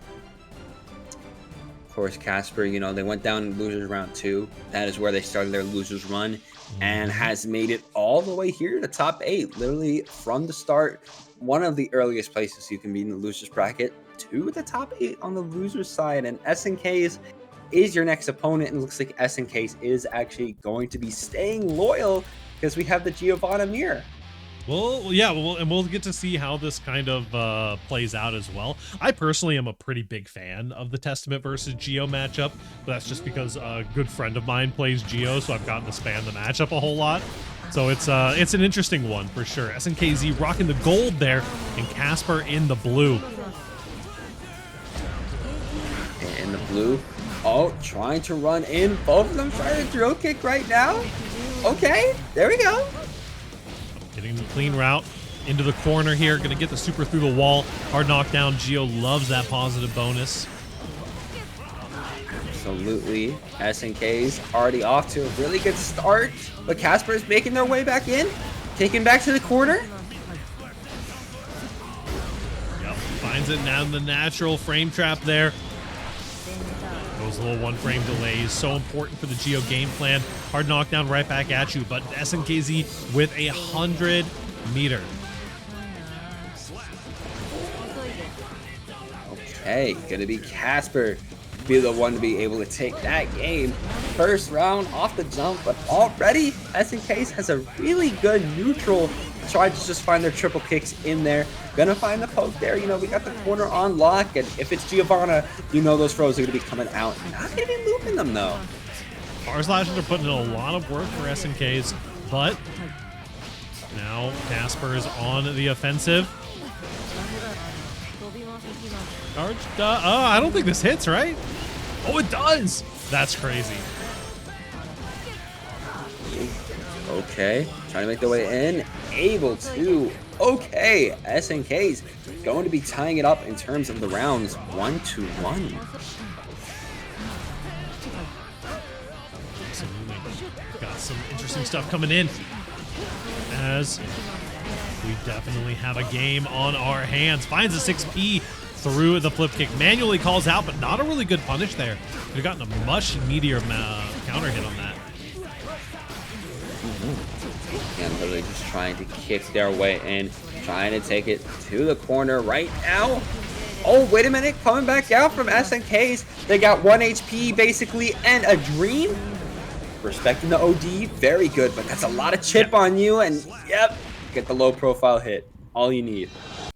The PRC coming in, and that's what I mean when I talk about how you can do anything in this world. If you have 100 meter in this video game, it is just so strong, and there's so many options that you can take. You can do a reversal and then get mix off of it. That's the kind of video game that we're living in, you know what I mean? Yeah, absolutely crazy stuff. But you know what, again, as we said before, you know, we already got one up for Casper. They need 2 more to go though. So we'll see if SNKs is going to try to make something back, because it was a pretty divisive first game, and already SNKs forcing Casper's burst. And 2D actually getting called out, a little whiff punish on the 2D with that drill. Always one of the most interesting things about these mirror matches is how well characters counter themselves. It's really interesting to see. Always interesting to see, again, that mirror matchup. And there we go. OD, hard knockdown for Casper. SNKs got to figure out an answer right now. Yeah, Super has a decent amount of Super has a decent amount of Guts Crush on it, but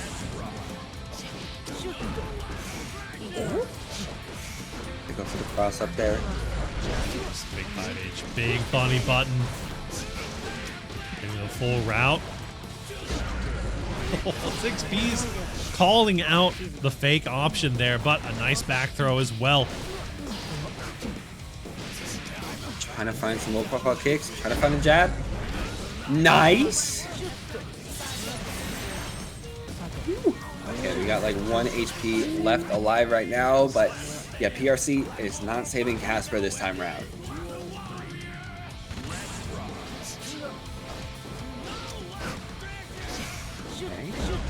Okay. Hitting those negative frames, you know when to punish on your own character. These far slashes are going a long way, though. Does find a mash on the wild assault there.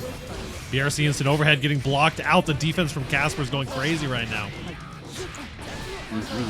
What more so is the offense from SNKs, but now it's going to be Casper going into the offense, going to be trying to, there we go, bringing it all the way to the West Coast and securing that OD for the hard knockdown. Going to be able to take the life lead back from SNKs. Of course, hard knockdown again. Going to be capitalizing. Oh, that's it. That's it. Yep. Beautiful catch on the backdash there. Casper right now has shown some struggles in a couple of these situations, but listen, when we are talking about being 2-0, you have so much room to work with. You have so much space in everything that you need. Absolutely. It does feel like Casper is able to get the space when they need it. And of course, kind of just play a little bit more slowly when you need to. Find those low profile moves as they keep doing, you know, get those lows, get those 2Ks, get those sweeps. But now, can SNKs truly make their way back? That's the big question right now. A close hit, counter hit close slash is definitely going to be a good start. The Casper seeming to be a little bit more in control of some of these neutral situations. That whip punish on 2D is such a key to Casper's game plan right now. Absolutely, as both of them are kind of missing each other right now. SNK is able to find a few attacks. Didn't block the drill kick though. Casper going to be able to get in and juggle SNK for 3.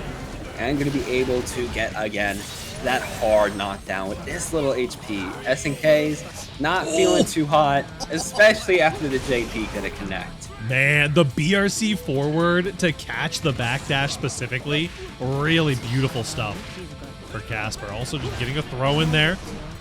No fake nonsense allowed here. Casper's ready to call it all out. Absolutely. Boom, boom, boom, boom, boom. Going to be sending Casper to juggle into the air, though, as SNK's trying to connect it further, but again, trying to find those lows. SNK's is calling out, though. ROC back to make their way back in, but the jump in. Too bad. Get the hard knockdown here, positive bonus. Your HP is pretty low. Any interaction could cause an end of the game here, but burst is available. Might even go for a hero burst here, but Noah's going to be holding it on. You're going to be seeing Casper holding it on mainly for this round, but already using the gold burst at round start.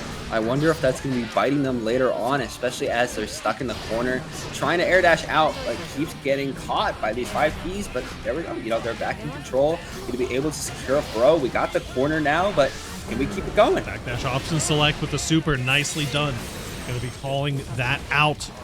An oldie but a goodie, and with a little red RC, doesn't even need it actually. Keep coming back to mirrors. GG's indeed. That is Casper going up 3-0. Very good job. Very good stuff coming out from Casper. Going to be able to move on. Of course, their next set is going to be against Mega Rura. They've already put themselves into the top 6 at the very least. But we still have 4 Hops and Kensei to watch to see who goes up against Canada. Absolutely. Excited to see Kensei making it here to the top 8 this week. 4 Hops versus Kensei. Okay. 4 Hops versus Kensei. This could be a really... I mean, of course, we know Kensei is going to be on that Kai.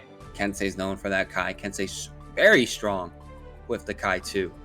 Absolutely. Like when you think of Kai, I feel like as an online bracketer, Kensei is one of the ones you really think of.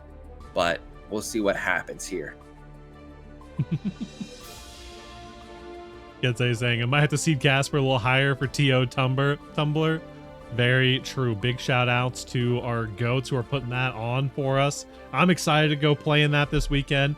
I'm gonna have to get warmed back up though. I'm a little bit too rusty to actually be competing in Strive, but I couldn't let Gibby down by not showing up to their TO tournament. You gotta show. Gibby is showing how strong they are as a TO and as a player. So they just gotta show out for the rest of the TOs. They all gotta grind up too. Can anyone join the TO bracket? I don't know what their like approval process is, but I think you just put in the put in what bracket you TO for in the thing, and I'm sure they'll be able to get in. Yeah, that's what I imagine. Love back over to the tournament organizer community. It's the jobbers. It's the jobbers bracket. Although there are definitely some scary TOs out there. Don't get it twisted. Absolutely not. I feel like it should be open to, you know, anybody that actually is a TO. So if you're a TO, you should be fine. You should be good to get in there. Getting into this one though, we have 4 Hops versus Kensei. I'm gonna be watching this on our Discord. Oh, get a little spectator bug. Oh yeah, I got a little spectator bug trying to get out of the connection has been lost. So I'm just gonna use the Discord for this one. Yeah, okay, we'll get you reconnected as well. Starting off strong here. 4 Hops rocking that Rob Lucci tag. 4 Hops my favorite One Piece trading card game player. Kensei gonna try to navigate through some of this neutral. Interesting to see the stun dipper hard knockdown. Not going for the 5K meaty here though. We're trying to put 4 Hops again. into that corner, trying to find an opening. Backdash a little bit. Putting yourself in danger though. There we go. I is, as always, the king of the skies here. Just a pixel and a dream left, but you got 100 meter to make something happen for 4 hops. Nice, the JK into the ground throw. They're really keeping it going strong. Trying to continue this combo. Of course, keep it going back with the tether. Gotta watch out though, because again, if you don't watch out for these air attacks coming out from Kensei, you're gonna get done in. Absolutely. 6P into the far slash here. Already sending Kensei in a rough spot, forcing the burst too, and especially getting in with the jump in. Gotta watch out for the fireball. There we go, coming in with the overhead. Okay, solid combo here as well from 4 hops, tying us up. Blood is on the cabinet here. Both players taking a stock so far. And already Kensei getting a very good jump in to secure their stun dipper.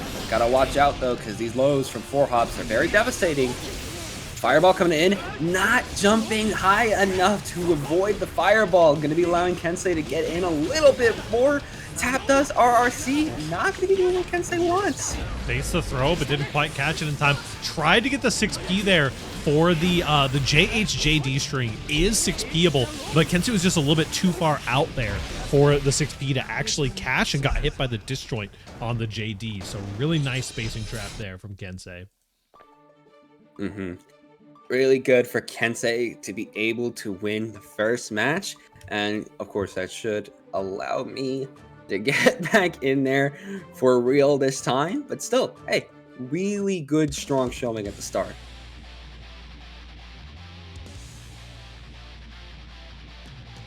Okay, Strike and Throw. Love that name. That is quite a good one. We love some strike throw, especially in this top 8. We like some TKs, we like some strike throw. Okay, this rock right now. Ooh, nice counter. Find something with these 9-framers in neutral. Kai's far slash extends a little bit further, and of course has that orange wild assault to get confirms like this. You do love to see it. So Viking has to be so careful with these Kabaris in neutral, trying to keep things spaced out where you can't get whip punished. Not at all. There we go. Heard that, going to be able to secure the wall break. Trying to keep their defense, but the jump in coming out from. Ooh, wait a minute, 4 hops kind of cooking here in the corner.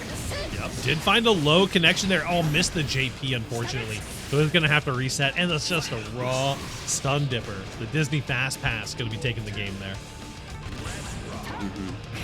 Definitely going to be up to 4 hops if they're going to want to figure out how to take advantage of Kensei's weaknesses. Already has a really good start, and of course that tether, we've seen it before from 4 hops, it can really cook, but not when you're getting DP'd and thrown into a corner, and the fireball's coming at you, and the attacks just keep connecting. Nicely done, the air DP, beating out the 6P though. Nice long range on that charge dust as well, or tap dust rather. Another red RC confirmed. Kensei is looking clean this week, that is for sure. Absolutely. Able to get a poke though. 4 hops cannot continue it for long, especially as they're getting anti-aired. Trying to rush in, Kensei. Very, very patient here, waiting for a stray hit to come through. Is not overextending themselves at all. Dash caught, but no big combo. That's the fireball right now. PRC, they know they got their opponent in the static state. There we go. Wild Assault is closing things out here. Kensei up 2-0, looking to give us potentially another game 3. Let's see if Kensei is going to be able to clutch this out, because again they're up 2-0 and they need one more in order to clutch it up. And Kensei, whenever they go into a bracket, they're a demon like this. They're always able to just use Kai to their fullest potential, and I mean it's being shown in full display here.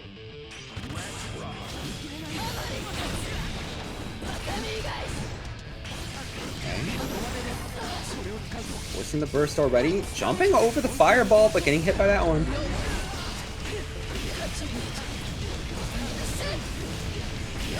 Beautiful JD routing there. The Baiken absolutely mauling you in the corner with that cannon hidden in the arm. Red RC as well. Gonna seal the deal for this one. Already up 1 for Hops, you know, trying to take this set back. They need a reverse sweep if they want to continue in Fightsticks and Flashkicks.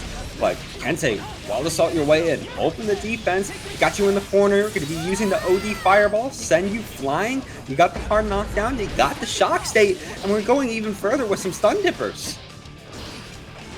There we go. Little throw. OTG going to be plenty of damage with that 6H. 7 golden letters on the screen as well for Kensei. Definitely got to feel very good for Kensei. But already your opponent, 4Hop, is going to be able to get a nice jump in. And look at them absolutely floor bounce you over and over. The double vacuum, the side swap into the Yozansen is actually so clean. 2D into the super here. This might be enough to kill. Very well might be. Yes, it is. Go. That is a perfect right back at ya. 4Hop says, I'm not done playing yet. Still has a chance here in this top 8. Gonna be able to take a game of their own, but still, as we said before, they're still gonna have to reverse sweep. There's still a mountain they're gonna have to climb.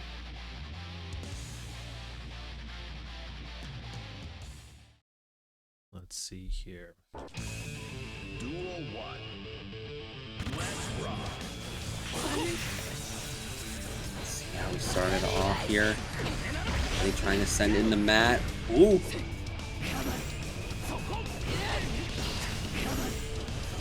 Again, both of them trying to play very patient. Nice. I like the Wild Assault into the low there. How nice of Kensei to donate a game.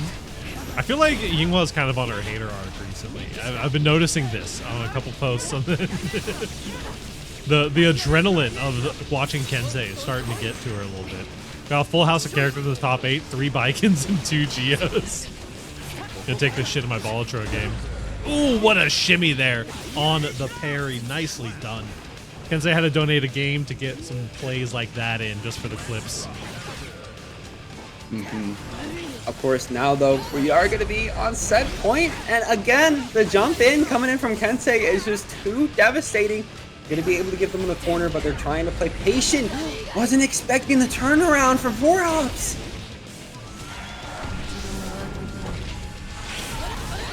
Yeah, we're securing that hard knockdown.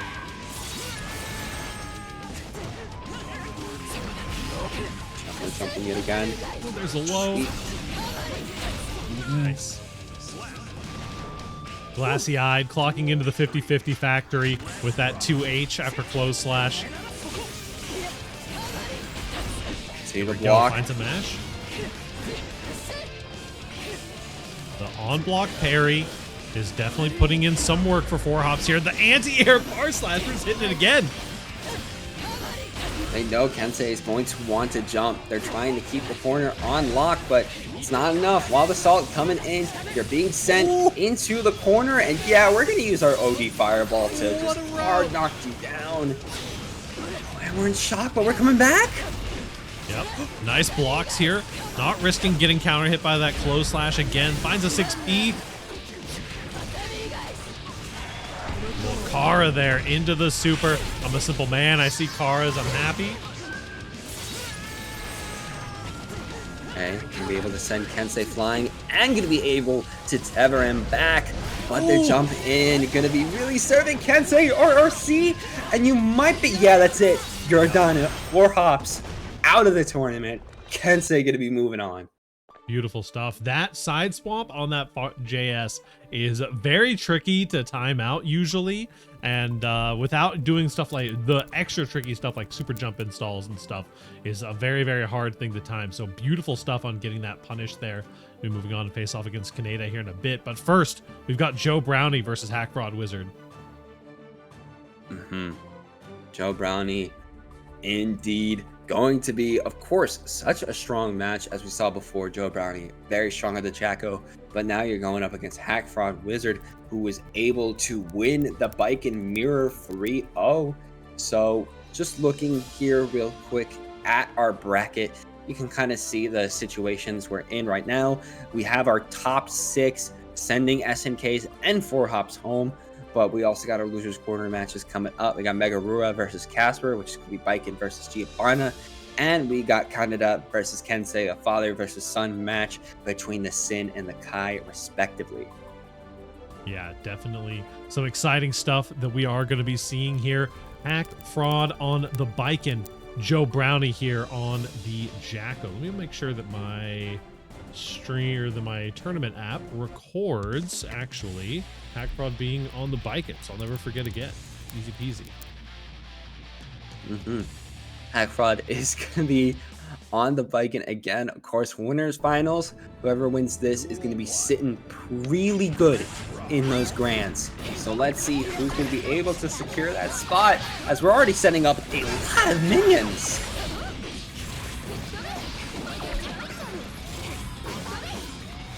Trying to kick. PRC.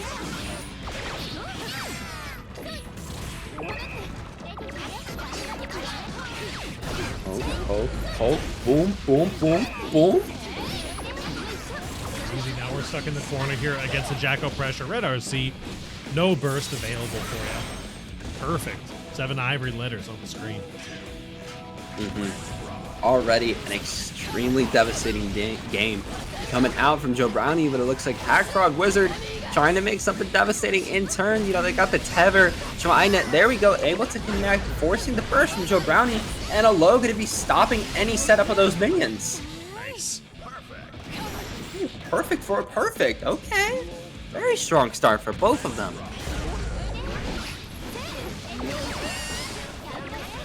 Too bad here. Gonna find some good connections in the neutral with these minions. Falling back, as we said, Joe Brownie is a very adaptable player, can fall back into some of these zoner play styles when they need to. Can play the rush down when they need to, run that strike throw when they need to. This is a 5P in my safe jab. No, not quite. No, going to be able to get the full OD reversal, and again, getting some low profile moves, could be able to juggle it with your minion. And that's already Joe Brownie taking the first game. And I like what you pointed out there with, yeah, Joe Brownie can zone. You saw at a point Joe Brownie was just kind of throwing minion after minion, just didn't even want to deal with anything that Hack Fraud Wizard wanted to set up. And with that, you know, we're just going to be moving on. Going to be going to the second game. I mean, we did see a perfect coming out from Hack Fraud Wizard in that second round, so they could make the comeback, but it's just got to be going for 2 for 2, tit for tat, you know? Yeah, absolutely. Duel 1. Let's rock. Hack finding a nice punish on the jump in attempt there. Good defense from Joe Brownie, not getting too greedy, trying to engage their turn before it actually is theirs. Now the minions go forth, my children, and hold down the neutral for me. Engage running low. Okay. Highest hitting JS Nice. I've ever seen.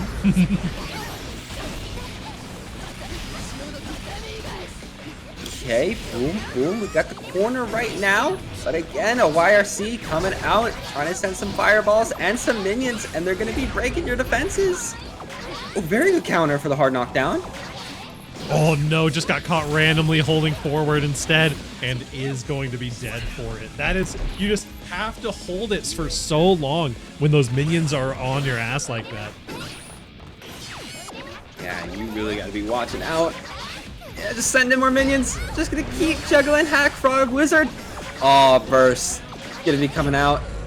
Got more minions though. And we got more juggling. You know. 2D, nice. 2D gonna get the big counter hit here. And it's looking like Joe Brownie is poised to run away with this game. Boom, boom, boom. Gets the low. Again, the 2D just keeps putting in work. Does your taxes and takes your kids to kindergarten as well for you. Ooh, already 2-0 from Joe Brownie. Okay, I was saying that about the back and forth before, but in that second game, I felt like once Joe Brownie started cooking, it didn't stop. It really didn't stop. Absolutely.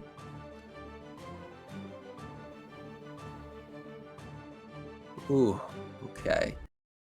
How is Hack Fraud Wizard going to adapt? I think that's the big question now.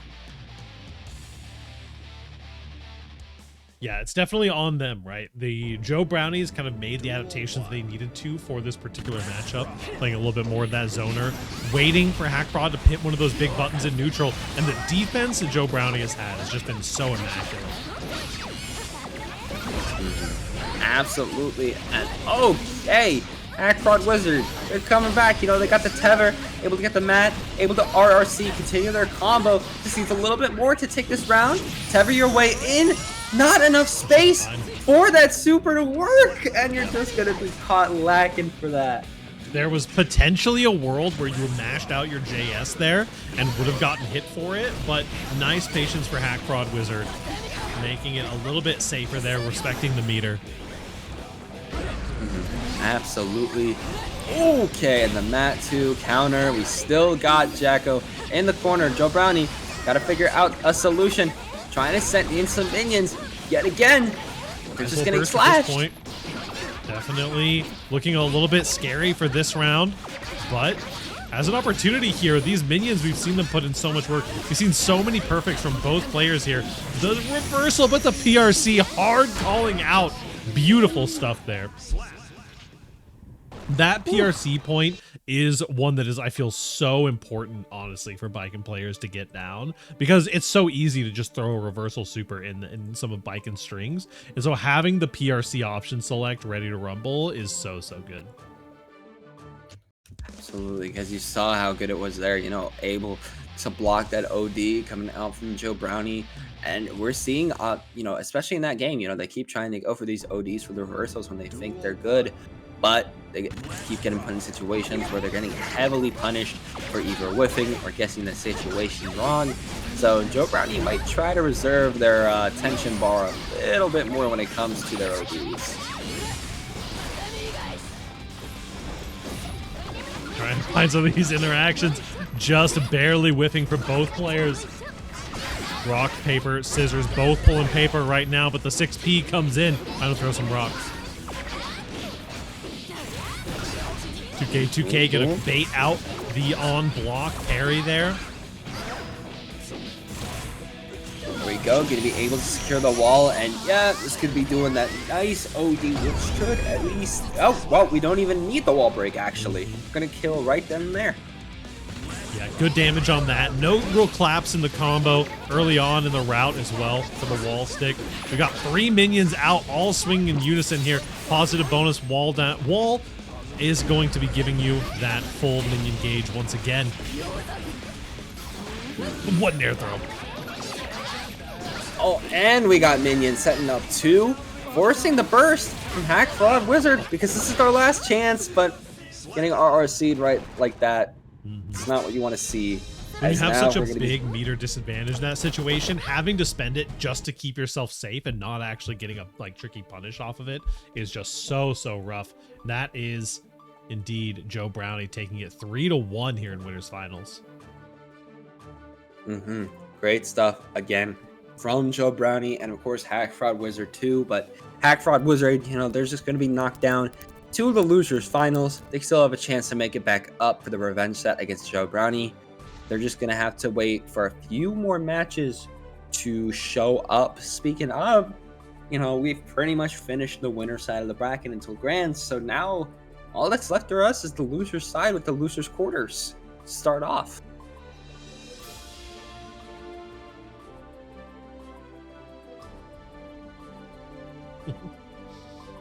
Megarura versus Casper, followed by Kaneda versus Kensei.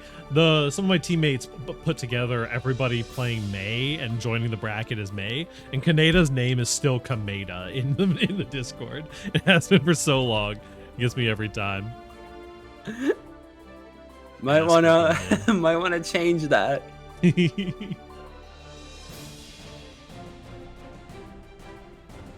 Okay. Here we go. Gonna be seeing, of course, Megarura versus Casper. Gonna be the Baiken versus the Giovanna, respectively, which, yeah, no, we have not seen that yet. Both of them coming out of mirrors, and now the mirrors are done.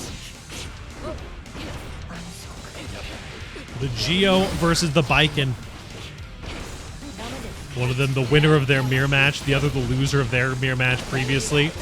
We'll get to see which one of these comebacks is going to be a little bit more powerful here for today's bracket. Both these players playing phenomenally, especially compared to the seed that the bot gave them. There's that /9 framer. Going to be so important for this matchup, I'm sure. And that is safe from the looks of it. You got plenty of time to react there. And ooh, an interesting route. This is going to be so heavily scaled. Made it happen anyway. It's going to be sending Megarura already in a very good spot, you know. Going to be able to take the first round. Already starting up very strong from that poke. Going to be able to send Casper in the corner, but they're able to get their way in with the drill kick. Gets another one. Stuns you for a little bit too. We can't be lacking like this. Got to pee it out. Too bad here. Trying to find some of these neutral interactions now in the corner, but a jump out into big damage bombos here. Positive bonus and full damage on the super. Full damage indeed. Going to be air dashing, BRCing our way in. Going to be able to get a jump in. Let's play it safe, though, because Megarura was able to get out of that bad situation and is really chaining you up right now. Can the reversal do what you need? Yes, it does. Saw that 2K come out, and we noticed, you know, in Megarura's in the mirror match, it was the game of the fake safe jumps, right? And Casper is just doing that exact thing. He's like, nah, actually, I don't think any of this is safe jump. I'm just gonna spam super on every single one. It worked. Ooh, not working right now for Casper though. Megarura is really cooking them up, and there we go. Yeah, really good wall break, hard knockdown, especially with this crazy life lead that you already have, and a tether, bag to burst. Yeah, Megarura just had the full read on Casper there. Yeah, absolutely a clean match for game one. Looking beautiful. Oh, actually, I need to fix this match real quick.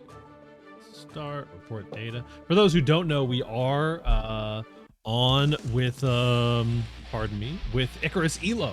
So if you're in any of your matches in FNF and you want to be reporting your matches with your character to get it recorded onto Icarus Elo, I take care of all the reporting for top 8 to make sure that we get everybody taken care of here.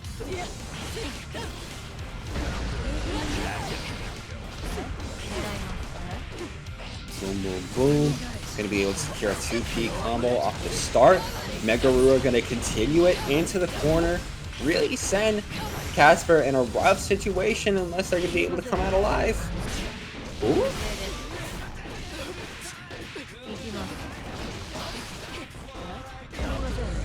There we go. Really solid opening. And yeah, just secure that hard knockdown. Oh no, never mind. Red RC, an interesting option there, just trying to maximize the damage. The burst is here. It might as well come out. You got 100 meter as well. Punishes the DP. No Red RC here. Wants to wait for it. Safe jab, potentially? No, it's not. Listen, Casper has no respect for safe jumps. Absolutely not. It does not matter if you're safe jumping or not. Casper's still going to be able to try to hit you. And it keeps happening here. Megarura's got to watch out for that. But at least they're starting to cook this round.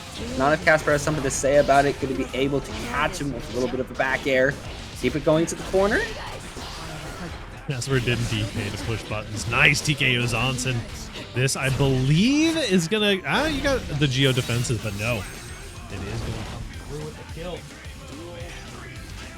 Going to be, of course, a really nice kill for Megarura as they just need one more in order to secure the 2-0. Oh, holy damage. Oh, yeah, and they still got an OD coming out. Yeah, holy damage. Holy damage. This is definitely a scary moment. The Wild Assault is actually going to catch you off guard. We did a little bit of a drop on the combo. No, baits the instant overhead and goes for a low charge dust. Yeah, no prize this week. We opened up the match arena when we hit 60 entrants. We were at, I think, 40 this week. Okay, so not enough to get a prize, but that's also a good incentive to come out every Thursday for these brackets, you know, play and Fightsticks and Flashkicks, show how good you are and strive. And as mentioned before by pariah doc. Sweet. Jodo will personally PayPal you $10 if you win. There you go. Oh, okay, that's something. That's still good. We play for glory, exactly. There's the far slash coming through. Yeah, Joe Brownie was kind of crashing out when you DQ'd, Joe. Nice. Clean routing here for the wall splat. This has just been Really such a, like, whoever's on offense is winning game, right? And Strive can be that way in a lot of times, but this match especially has just been like, it feels like we're just trading perfects back and forth the whole game. Absolutely. Really does feel like that because we just got another perfect there. And I imagine Casper is going to try to make the same story happen. Oh, bag the burst! You bursted on a clash and Casper baited it. Here we go. We're going to get that hard knockdown. We got a decent amount of Guts Crush on the Super, so it still does so much damage. Absolutely. Gonna get that P in there. Going to try to PRC too. On the opening green knee, just doing a little bit of shimmying. There we go. Dash of DP never hurt nobody. The Casper Classic. Let's rock. Ooh! Don't want to be crouching low because you're gonna get hit with a nasty overhead. Yeah, this is definitely a scary situation to be in, but you know the block string's about to end here. JS actually beating out the DP anti-air there. Oh no, the dash forward. You gotta wait for the burst. There it goes. The Chave, unfortunately, going to make it so you can't bait the burst, but gold burst. If you're going to burst, it might as well be golden. The anti-air DP, no meter to... Oh, my goodness. We've seen this 5P not safe jab 1,000 times before. That's Casper going up 2-1. Whew. Okay, yeah, Casper, when they cook, they're able to cook. Because we saw there, Casper was just able to keep a calm, cool, and collected head, get one really strong opening, and pretty much just take it right after that. So it's just a matter of now. I feel like Megarura, they have a really good start, of course, really strong player, but it feels like they need to find a way in order to keep themselves composed against how we're seeing Casper play. Rush in, find one opening, and just continue it off of that. For sure. Let's go LeBron James. By the way, LeBron James is Casper. I can use his first name because we're tight like that. Oh no.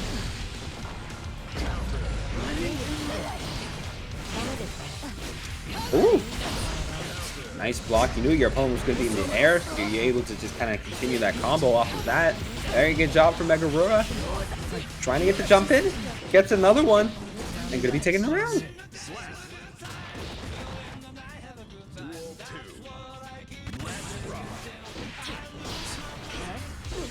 Okay, nice snipe from Casper. We got the corner too. Nice 6P.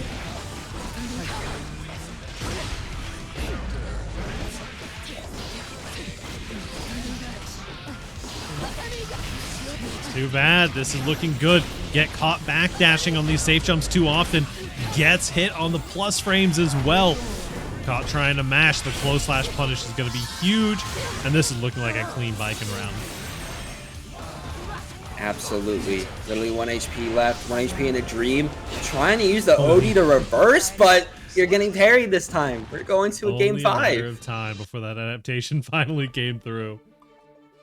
But at least it's coming through now for Megarura, especially because they're in an even standing now against Casper. They were getting hit a lot by that OD reversal before, but at least now they know when to parry it.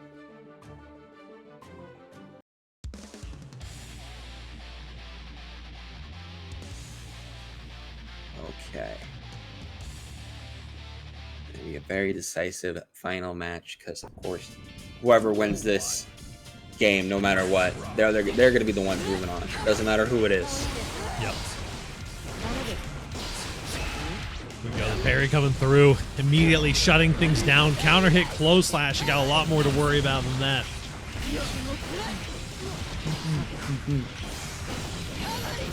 Okay. Another applied, just kind of a biking round on that one. Sometimes going next is the fastest way to get your mental reset.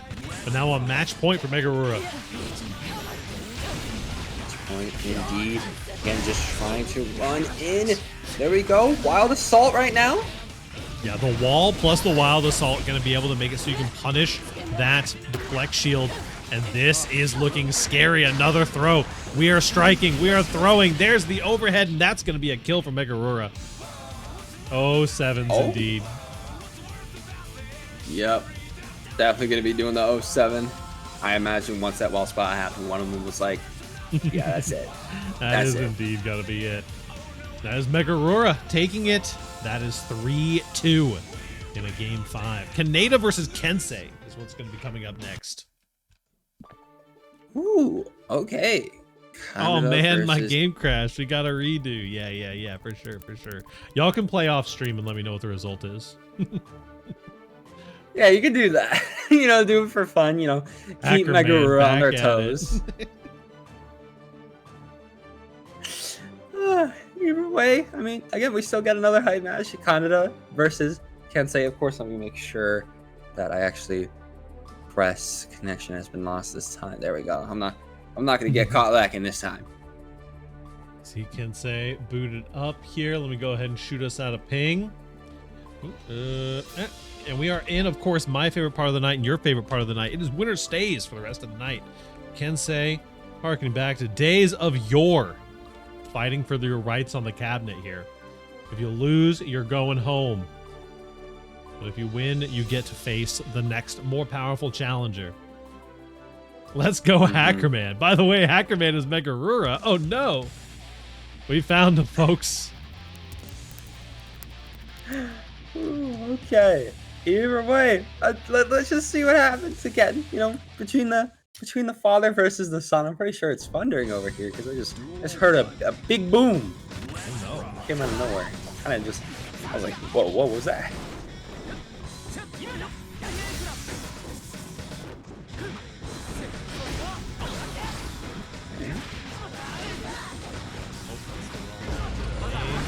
Back up.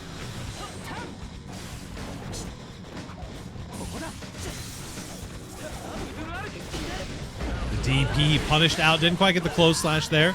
I like the JD just in neutral to stall things out. Overhead connecting here, though. This has historically been a Kai favored matchup, although a lot has changed. The Sin is definitely in a much stronger place, and Kai in kind of a mid place for a lot of people. Crossing up those inputs. Nice. To be able to send Kaneda flying. Oh yeah, that's definitely Thunder.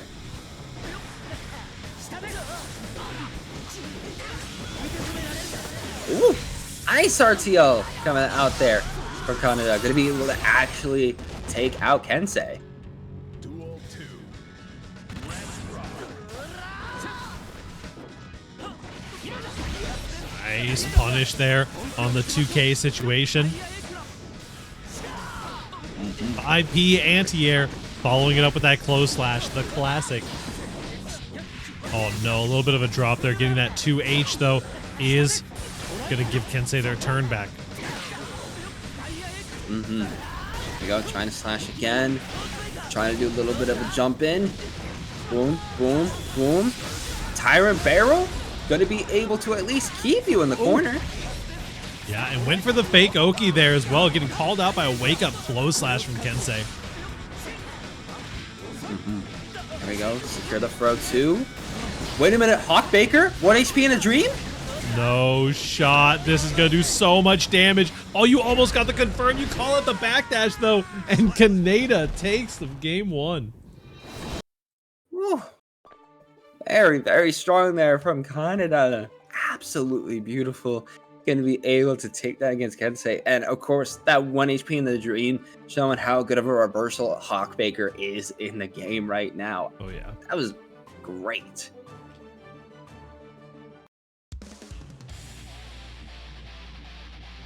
Taking it game number 1 in the father-son bout here. You know, they're trying to say the future is now, old man. Duel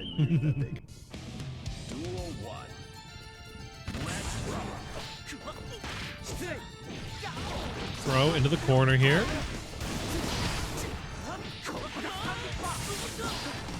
It's gonna be a little sweet. Oh, burst coming out though.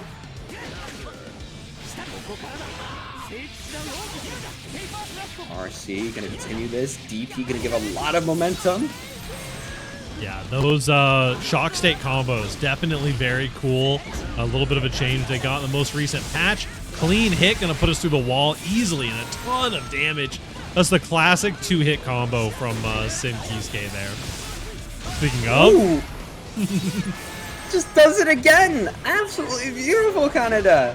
And there we go. Just gonna be able to take that round out from under Kensei. Yep, calling out that backdash as well. Post safe jump RPS, definitely something got to be mindful of, because this Sin Kisuke character will get that positive bonus, get that 50 meter, and just keep putting you through the wall. Absolutely. Oh, and whipping your DP. That's not what you want. At least you have your burst, but you're still getting hit. Ride the lightning. I learned from watching you, Dad, is we're going to be going through the wall here. A little bit of damage here. Ride the lightning, not known for the amount of damage that it can deal. Oh, what had to have been a DP input turning into a fireball there. Honestly, probably better off as a fireball, but still punished nonetheless. Still a lot of pokes coming out from Kaneda. The DP, that was the perfect time to use the burst there. You know, you whiff, it's fine. Oh, but the jump in coming in from Kensei? Yeah, they're not letting go of this. The movement from both of these players is immaculate here. Gotta be careful on when you choose to spend this meter. There it is. The air throw getting punished. Burst coming out. You still have one last chance to interact here. Yep, Alcanto to the fireball. Using the follow-up for the plus frames and finds the mix on the 2K2D. Kaneda taking game number 2. All right. I mean, don't get me wrong. It's very close between these two.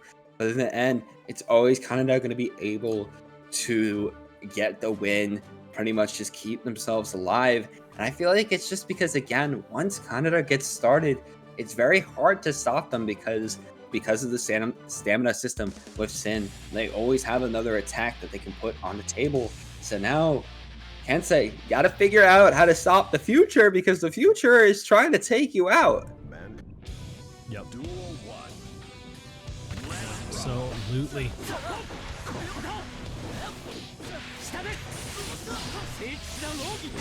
Nice fireball. Yeah, comboing off of the trade there as well. And now hard knockdown from the throw, catching the backdash with the 6K. Trying to air dash their way in. Gonna be able to signify Tyrant Barrel. Send Kensei flying again. And can we just adapt off of that after the hard knockdown? Ooh. Oh, Caught you on the toes. shock state right now too. Oh, Sun Dipper again.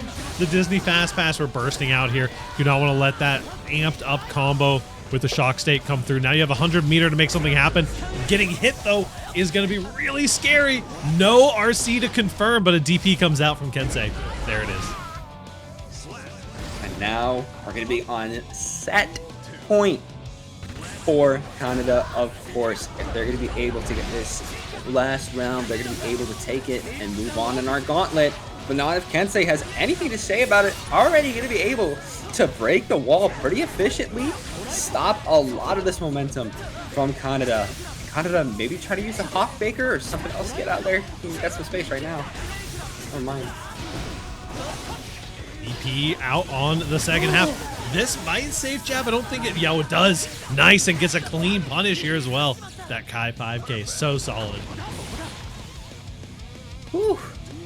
Really strong coming out there, of course, from Kensei, and already getting a strong jump in, forcing a burst.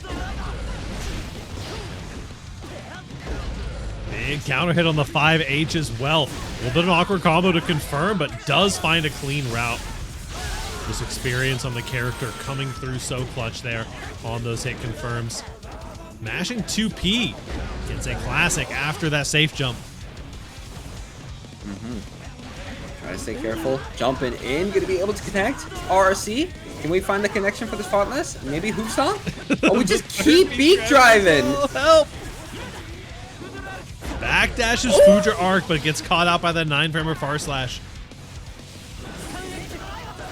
We're hitting that beak driver button. No, you caught it! Oh no! You didn't do the follow-up! Kaneda! That's kind of crazy. How many times do we see that beak driver? We're still seeing the beak driver come out over and over. No more fun and games, though. You're out of stamina. You do have a little bit of meter if you can make this confirm happen. See those IBs starting to sneak their way in. Finds the far slash into the beak driver. Got just enough stamina for the confirm. 3-0 for the young Kaneda. Now going to be moving on, as Pariah Doc said a little bit before. It is, going to be, as we win, we move on to whoever's next up in the bracket. Kaneda was able to win that, so now they're going to be moving on against Megarura, who we just saw take out Casper in a 3-2 fashion. And they got to watch out, because again, Kaneda took it out in a 3-0. They took it out in a full sweep. Yeah, absolutely. So, yeah. This is definitely going to be a deciding factor here. The winner of this is moving on to face off against Hack Fraud Wizard. And to keep in mind, Hack Fraud Wizard did take Megarura out of the winners semifinals with a 3-0. So Kaneda potentially going to be looking for getting their opportunity to fight against Hack Fraud, but I'm sure that Megarura is also hungry for that rematch. Duel 1. I would not be surprised myself. Either way, let's just see what's starting and what the mix is. Already, Kaneda starting off very strong against Megarura. They'll be taking a lot of HP. Forcing a burst 2, they do not want Megarura to start up at all. So one hit and was like, yeah, no, I'm not dealing with that.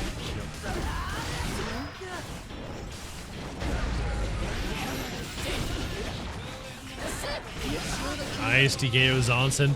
Got to be able to deal with these 50-50s if you want to make it in this world. Both these characters, though, no stranger to those high lows. Kaneda trying to rush in. Do we want another poke? PRC gets the air throw. Were we matching? See that block animation. Oh, beautiful call out. PRCing and does find the punish there. You gotta respect the 100-meter when it's ready.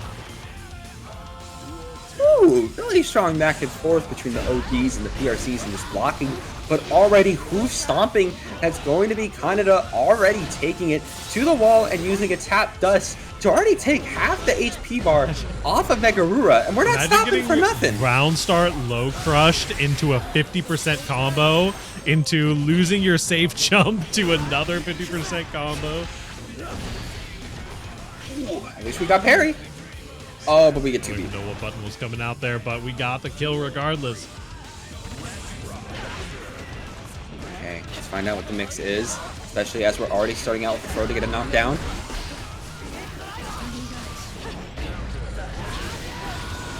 Nice hit. Boom, boom. Timer barrel.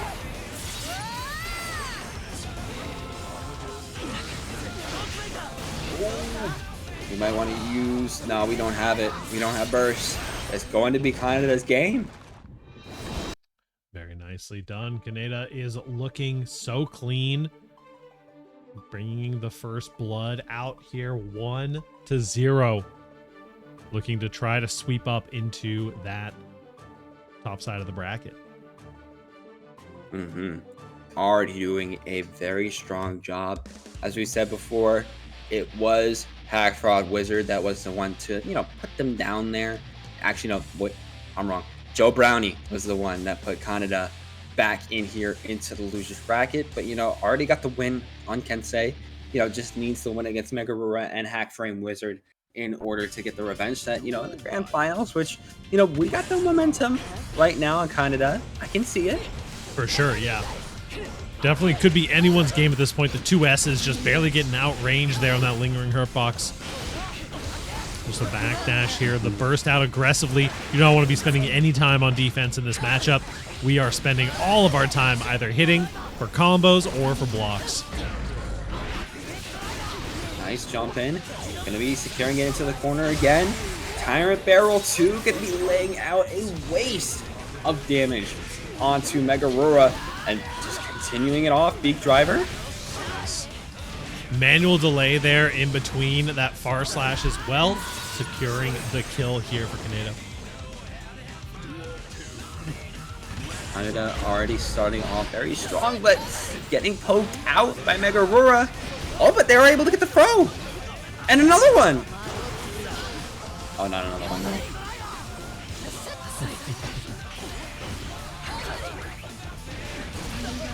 Too bad. Using the extra drift from the tether there. DP comes out, though. Going to use some of the drift of the tether themselves. Have you got any Senkisuke tether combos? Big. Boom, boom. We got the wall. Able to break it, too.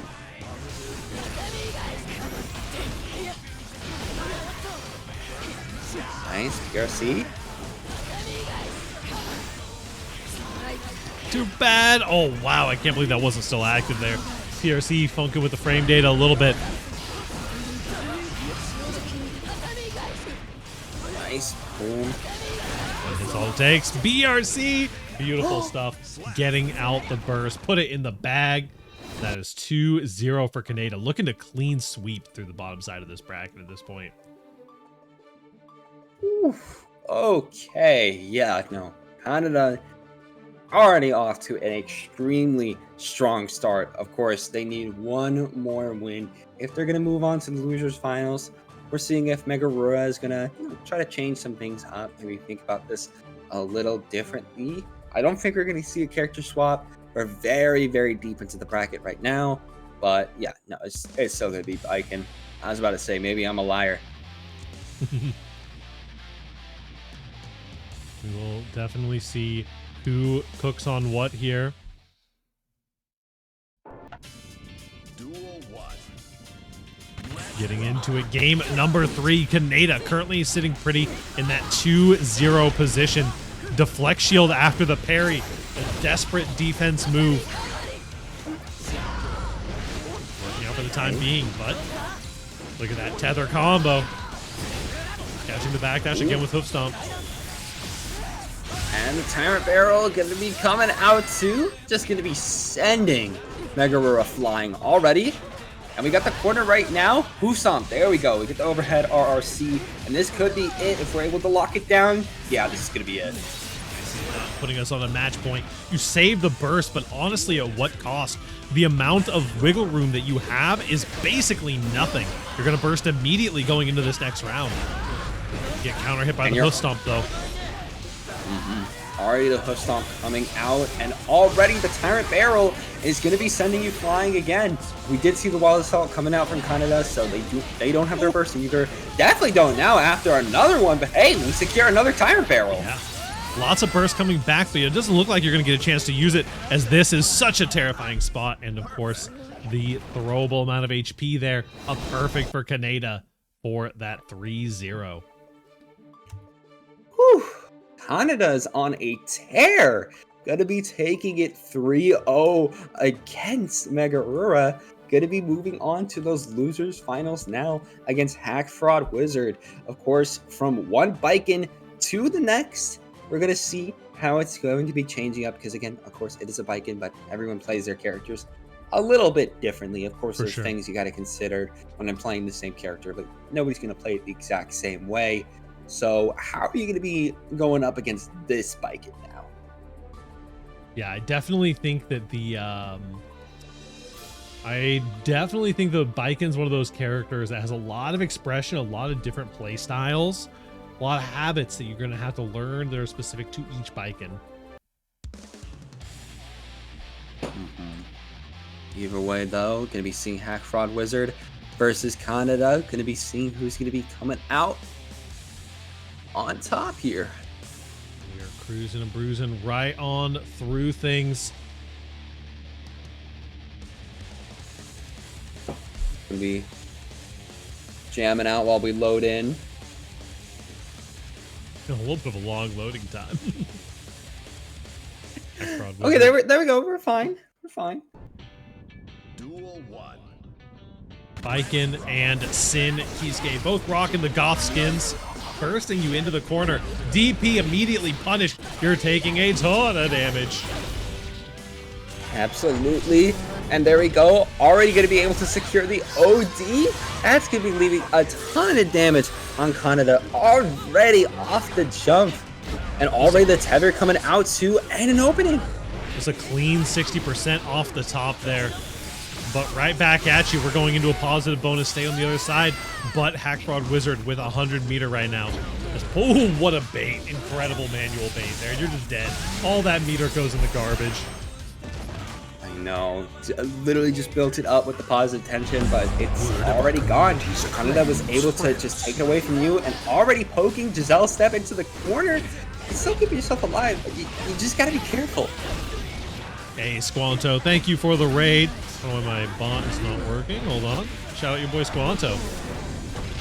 With the raid. Your boy Squanto is all about that gear gaming, live from balanced discussions to game nights. This streamer is serving up Guilty Gear Strive content like it's hot. No leaks, just pure gaming goodness. Whether it's Geek League or FNF, you know they're bringing the hype. Warhop's got you in bracket. That's a go, so I can't be mad. Totally fair. Little JS coming through. Don't worry, Squanto. You still got some OEG to root on here. Scrubbed by the bugs. Whew. Okay, Hack Fraud Wizard able to come back a little bit against Kaneda, but already trying to rush in, already securing a throw. We got the corner, and yep, when you see your opponent crouch blocking, you're just going to be going for that Thief Star. Nice. Baited on the burst. The throw is working out nicely into the 2S. Decently scaled here. You got to block this mix. Trying to backdash. Just wants out right now. Burst is available for Hack Fraud. It's probably going to be coming out pretty soon. There it is. But again, right back into the route.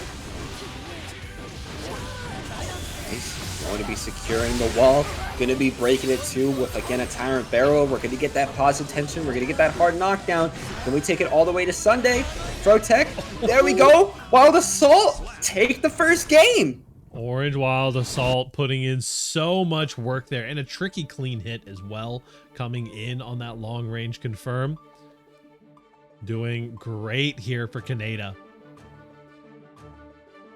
Once again setting up. Wants to get another, honestly, another 3-0 sweep. It could be in the books for Kaneda, but Hack Fraud Wizard is definitely not going to make it easy on them.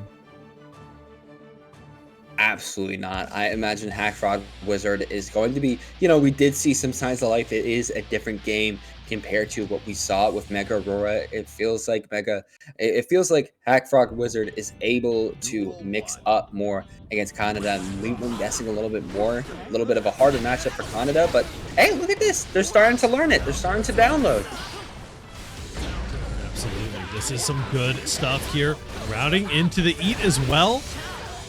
Not going to be the most game-changing effects in the game, but definitely good for the mental to get some of that food on the stomach, especially as the ever-growing boy, and we see that happening right here. Straight into the super to the kill. Whew. And there we go. The perfect coming out. Those 7 infamous letters really pulling a name for Kaneda. Backdash against the throw, trying to find your opening. Ooh, probably didn't want to do that move.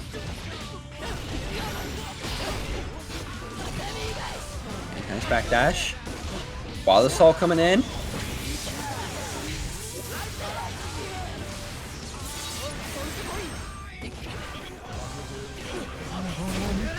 For the overhead. Nice defense from Hack Fraud. Red RC on your own plus frames, though. Actually still got a hit. Back throw into the corner, though. Tether applied. Wow, stole the corner for the cross-up counter hit. Oh, and right behind Kaneda too, able to take them out. Okay, Megarura able to keep themselves. Megarura, what am I saying? Hack Fraud Wizard keep themselves alive here.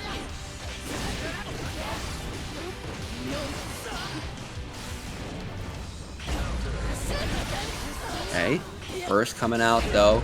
Both of them don't have it. The winner of the air interaction is going to be Hack Fraud Wizard. Trying to take it to the wall. We got the tether too.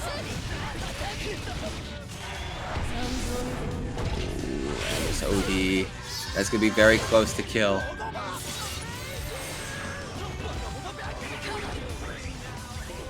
Dashing here has one opportunity, that JS, and getting this positive bonus. We've seen Kaneda come back from more dire situations than this. Able to get the tap dust into RRC. Another tap dust on the wall right now. We cannot drop this combo for nothing. Just has to tap dust this one because... yeah, we're saving the burst. Oh, the gold burst is coming in. Getting the positive bonus. You get the throw and the kill. I cannot. Kaneda is absolutely gaming out of their mind tonight. Let's see if we can get an instant replay on that bad boy. because that was a did pretty break. sick interaction. I'm so sad. Why does it break like this? I'm gonna have to update my script. I think that because this is the it's the first replay still. It's supposed to update to the newer version of the replay. But I think that maybe OBS updated and something on the script broke. I'll have to reach out to my homies over the Geekly and see if they can hook me up with a new script. Okay. Unfortunate, but if the Geekly got you, then they got you. You'll be fine. You'll be fine. We're gonna see here though who's got Kaneda, as Hack Fraud Wizard is gonna try to claw their way back into this set.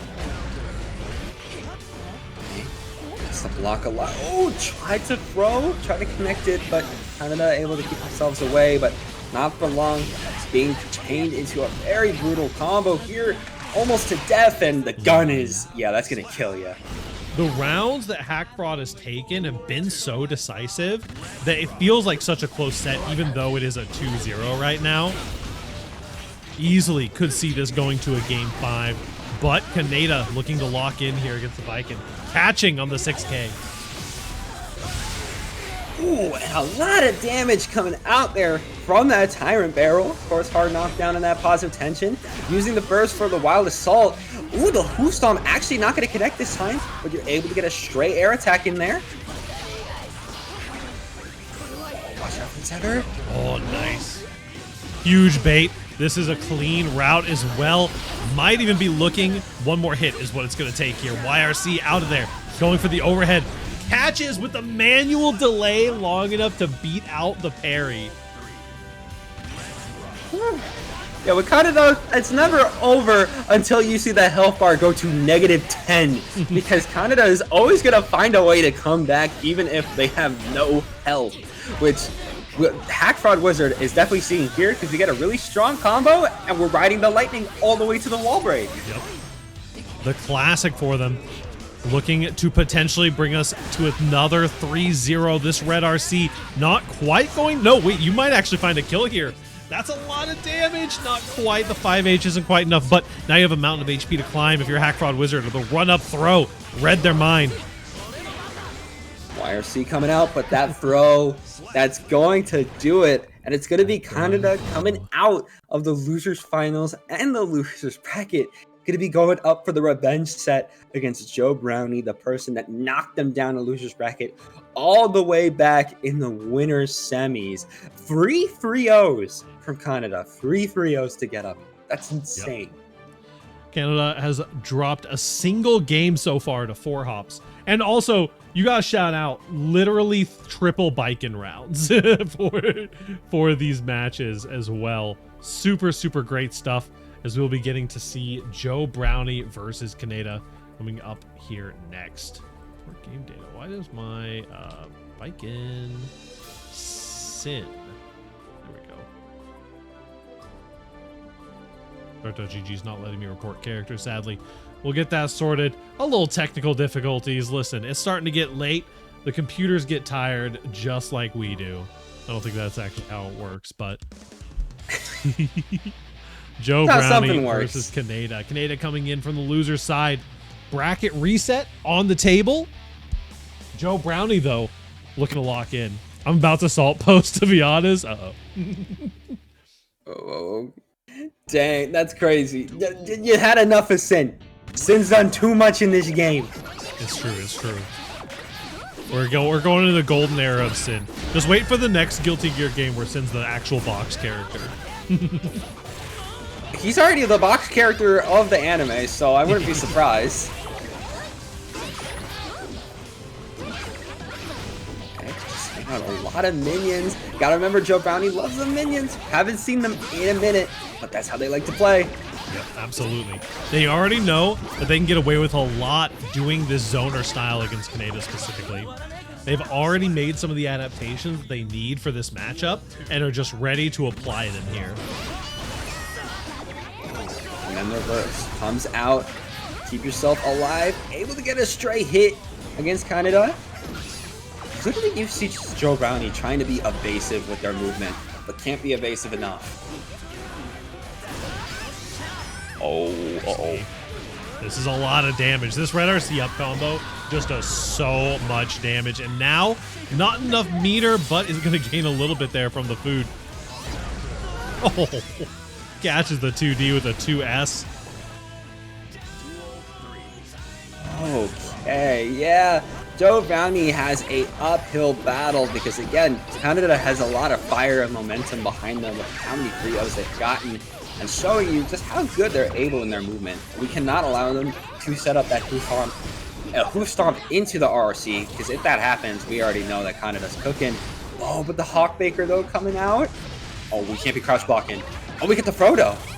Yeah, getting the throw punish there. That is one of the ways of dealing with that high-low situation. Fully charged dust, trying to maximize the damage to the wall. And now a mountain of HP for Canada, but a back throw is going to be plenty. And finds a tricky little mix-up there with the minion hit as well. Joe Brownie already taking that first game. You know, we've been talking about how much momentum Canada has, but it looks like Joe Brownie, you know, still has a really good read on how they want to play against Canada, especially, you know, keeping themselves a little bit away, you know, playing in that zoner mindset, zoning with their minions. And it works because of just how much damage they're able to get out there with those minions. Duel 1. Let's rock.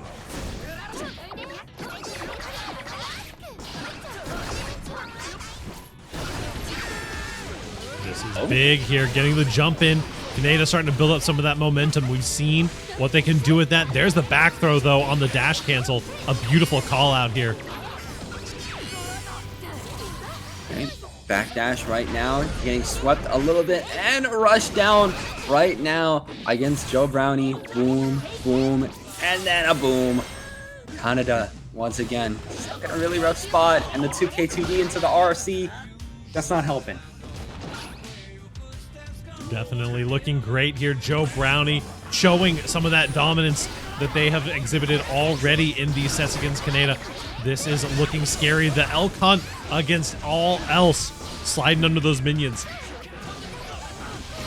Ooh, stuck in the corner again. Really has to keep themselves alive. There you go. Air dash out of the corner.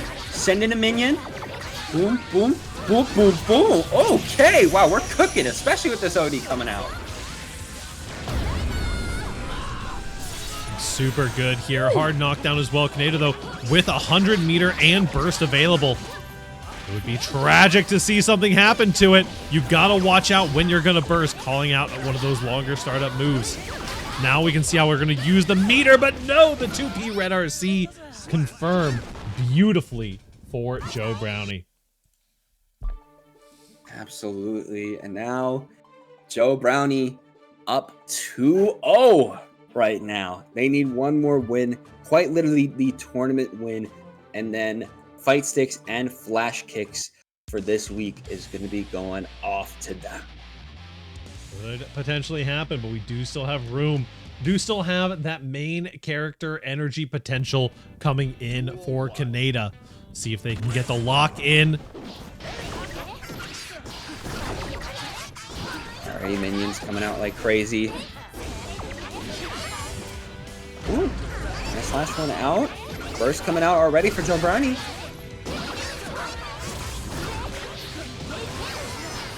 Solid here. Oh, the minion for the pincer. Has another one behind too. Into the super here. Now on match point. You have to not drop another round for this round. Then you have to complete the 3-0 sweep, and then you have to win another 3 games on top of that. A mountain to climb for sure for Canada, but they're finding those interactions. Let's go, Canada. By the way, Canada is Canada. I can use his first name because we're tight like that. Agreed. I just keep hearing that with different players. I can tell it's a big copy pasta. Ooh, RC? YRC?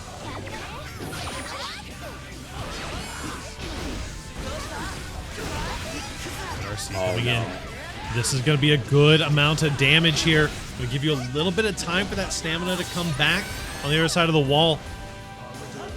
Might be able to take the first step to get the reverse sweep. There we go. Make Ninja Storm 5. To the round start. And they're keeping it up with the minions. We're getting close to a wall break if we're able to open up Canada's defenses again. Tap Dust is going to do it. Whew. Good routing here for Joe Brownie. Now with a big HP meter and burst advantage. As I say it, Canada uses theirs. Here we go. Gonna do another burst. Ooh, gotta be careful, just a throw or anything here. The mental stack's gotta be huge, and there it is, the tick throw with both the minions covering. What are you gonna do? 3-0 for Joe Brownie. Yeah, 3-0 for Joe Brownie, and also that's going to be the win for Joe Brownie. That's it. That is Fightsticks and Flashkicks for this week 109. Gonna be going over to Joe Brownie. I've been seeing them in a lot of brackets lately. It's very nice to see that Joe Brownie is finally able to get a nice win. So Absolutely. Again, we love seeing a Joe Brownie win, and we will be wrapping up for this week.